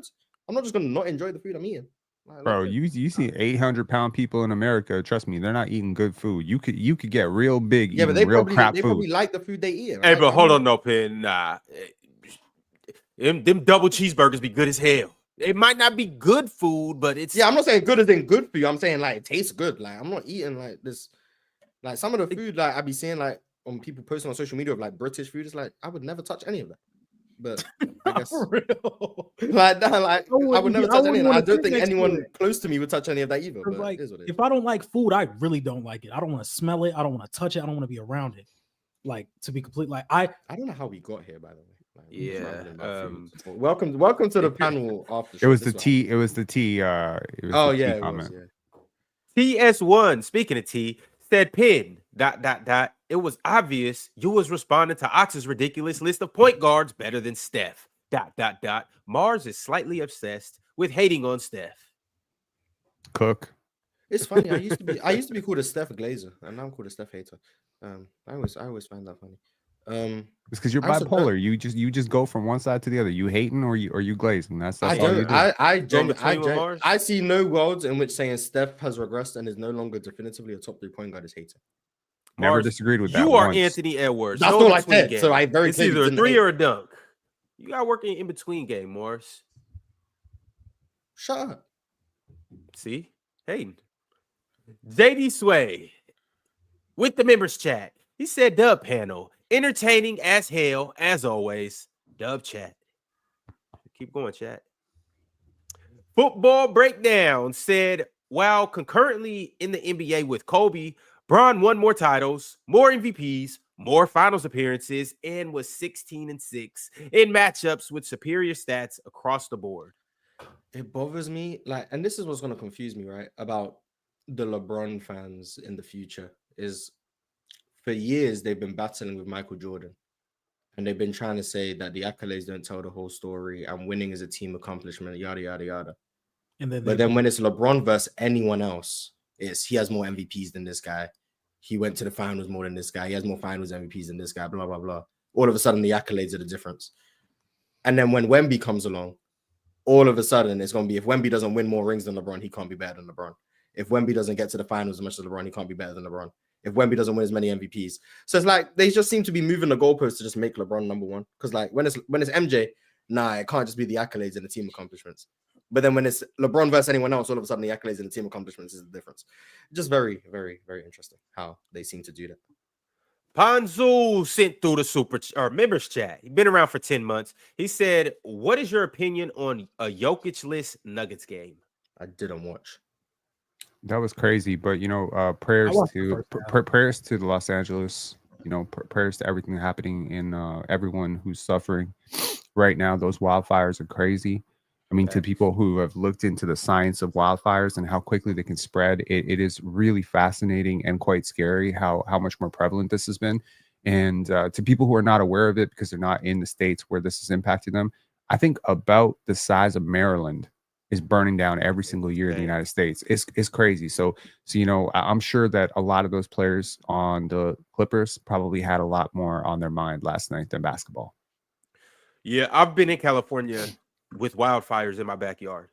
Like not literally in my backyard, but right there. And like a mile away and the whole sky. No, it's been closer than that. Like I lived in a house where it was the closest the wildfire got to my house, and obviously I was evacuated and gone. It was literally 4 blocks up the street. So like literally, if I went up 4 blocks, it was houses that were burnt down when I came back home. So like that's crazy. California crazy. California just different, and you don't expect it to happen in the winter because it's cold, it's moist, and things of that nature. Bro, it ain't rained in like 10 months. California, that's what's up. Yeah, like California crazy. It doesn't rain often in California. Yo, that's the thing. They don't have water, and I'm just saying, like at some point, I'm not a scientist, and apparently I'm slow. But wouldn't it help to have some of the Pacific Ocean water just pump into some of these cities to be able to like quell some of these fires? Because it's like I understand salt water is not necessarily going to help you satiate your thirst, but it might help put out some fires. Because it's like right now, what people don't realize is what's going on in California is it's the wind. It's the wind. It's the extreme winds that are creating the problem. It's the fact that it's super dry. It's not very humid. It is the ignition source is just it's just like it lit what was already a terrible situation, and the winds are accelerating it. Yo, the craziest stat I heard, it's growing at the rate of 3 football fields, I think, per second. That's how fast it was moving at one point. Yeah, it was per second. Yeah, per second or per minute, I can't remember, but it's fast. Like it's spreading fast. It's like going from backyard to backyard to backyard. It's crazy. Gandhi KV2 said best regular season game since CP3 Suns versus Warriors. It was a good game. I don't remember that game. I don't remember that game either, but it was a good game. 30 lead changes. Produced by P said, Dub PC, keep going. I'm starting to see other YouTube shows follow the blueprint. You dudes got motion for real. They can imitate, never replicate.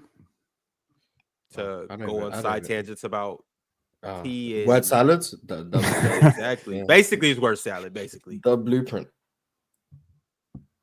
Mir said, been puffing on a been puffing on OKC and pin pack since last night. Dub host, dub pars, parlay Mars, dub pars, dub chill, dub ox. We need a panel reunion with Damo, Fluent, Ticket, and Jalen. Damn, Dub don't get no love.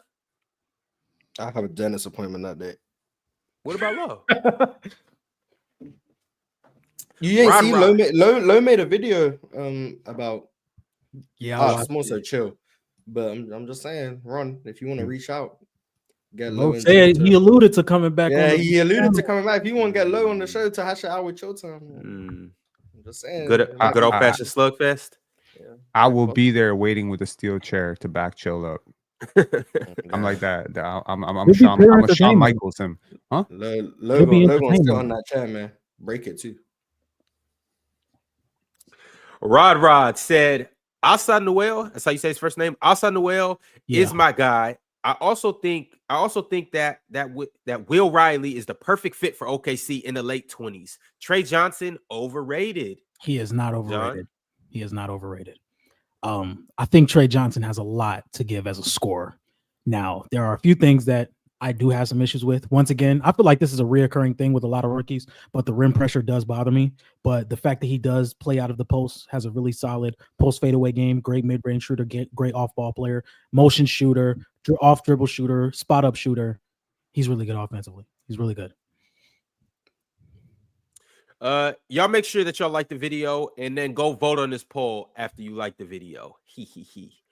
Superman Real said, Pin, you are stretching it with the Scotty Barnes locking up Giannis. He played good D, but even your broadcast team had Giannis as the player of the game. I don't care about that. I care about the fact that Giannis attempted 8 shots, and he hasn't done that when he's played over 28 minutes. He hasn't attempted 8 shots since 2021. The last time he had a game with 11 points was last year against the Spurs and Victor Wembanyama and all that length. So that's all I'm saying. Like, I think it was a very impressive defensive game. Obviously, that was the game plan. Scotty didn't do it alone, but, respect Scotty Barnes, bro. Like, I haven't seen 5 players in my life block Giannis like that underneath the basket. John, who's winning DPOY? He said Evan Mobley. Wemby. Yeah, Chill said Evan Mobley. Yeah, Wemby. Gotcha. Wemby's gonna win it though. Well, obviously, but chill is chill. So yeah, I think it's pretty locked up around this time, unless he gets hurt, which I hope he doesn't. But I think Wemby's the MVP. Antoine L. Host Ron. You mean DPOY? Defensive player of the year. My bad. Clip it. Oh, I done fell in it. I done fell in it. John D. famous. I had enough, man. Antoine L. Host Ron said Darius Garland is so good. Yeah, we didn't really get to talk about like how good he was last night. He was great, but we could have talked about that game because I'll save it for my channel. I'll save it. Mike said Ant has surpassed Curry as a shooter. Y'all agree? No one will. That for a really. I agree. I think you're cooking, Mike. Can't wait to get you with that. Yeah, man, Steph's regressing. So Steph's regressing. So this is, obviously, Steph's can't regressing. Wait to get you in the PCL, and Mike. Peaking, so obviously he's surpassed Steph. So. Mike about to fuck y'all up in the PCL when I get him on this next time. I can't wait. I think Steph is so much better as a shooter than like everyone else in the league. Like, it's not even funny. Like, he's so much better than the second best shooter. He is the second best shooter. So you mean the third best shooter? Oh, okay. Jay Got Game said Ron is all blue. We'll call him Captain Smurf. Shout out to Blue Ron. Yeah, that was something interesting. That really was weird. The Emperor Mo said, chill, respond to Low. Barkley over Giannis, laughing emojis. You got to get Low back on here just so we can have that episode. Just so Chill can cook him, because this is the thing, right? Low got too much ego, but here's what happens, right? Low be making these videos all comfortable when he has a research team and everything.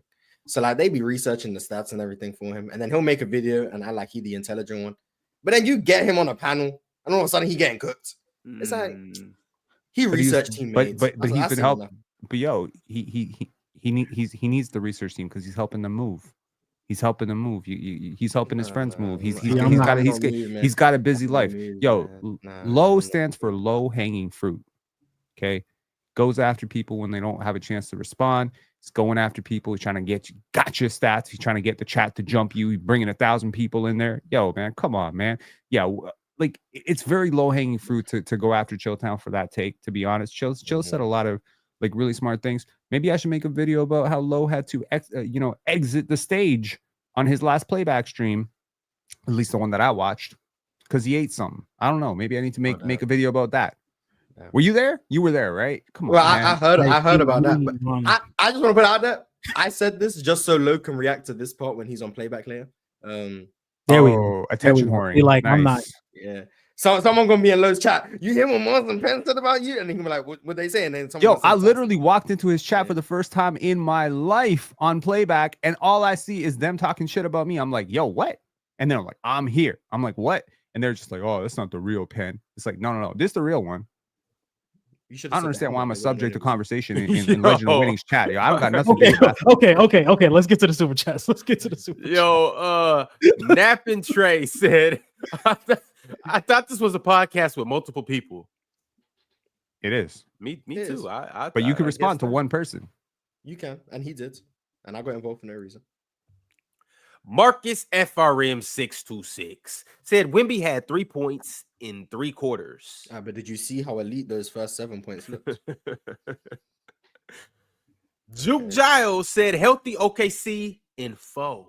I don't know about 4, but I don't know about that, but 6. They're gonna sweep somebody. Somebody gonna catch that broom. Yeah, in the first round. It might be round 1, but somebody gonna catch that broom. Yeah, they're gonna sweep whoever the 8 seed is. They are about to mop somebody that first round.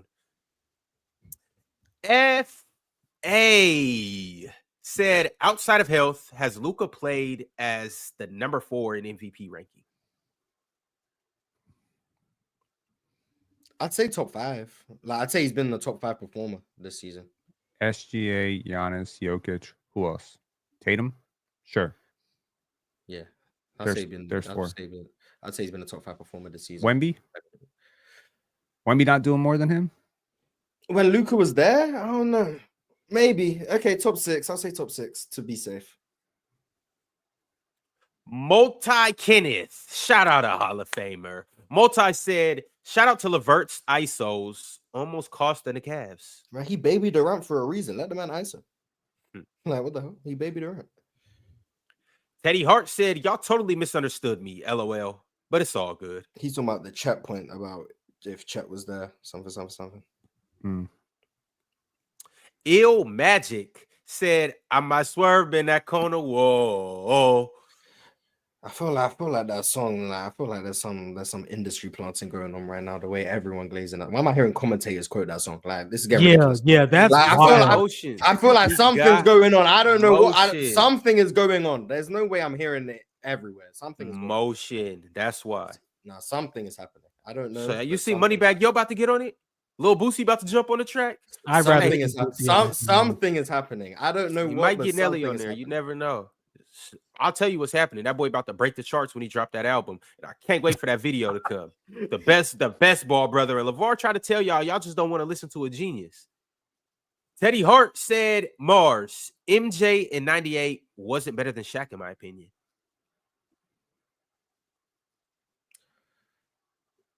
It's close. It is. I would have the conversation. But I think Michael Jordan was better. Would you like to have a conversation about what you've been eating? Because Dub's World said Mars. That food been good, huh?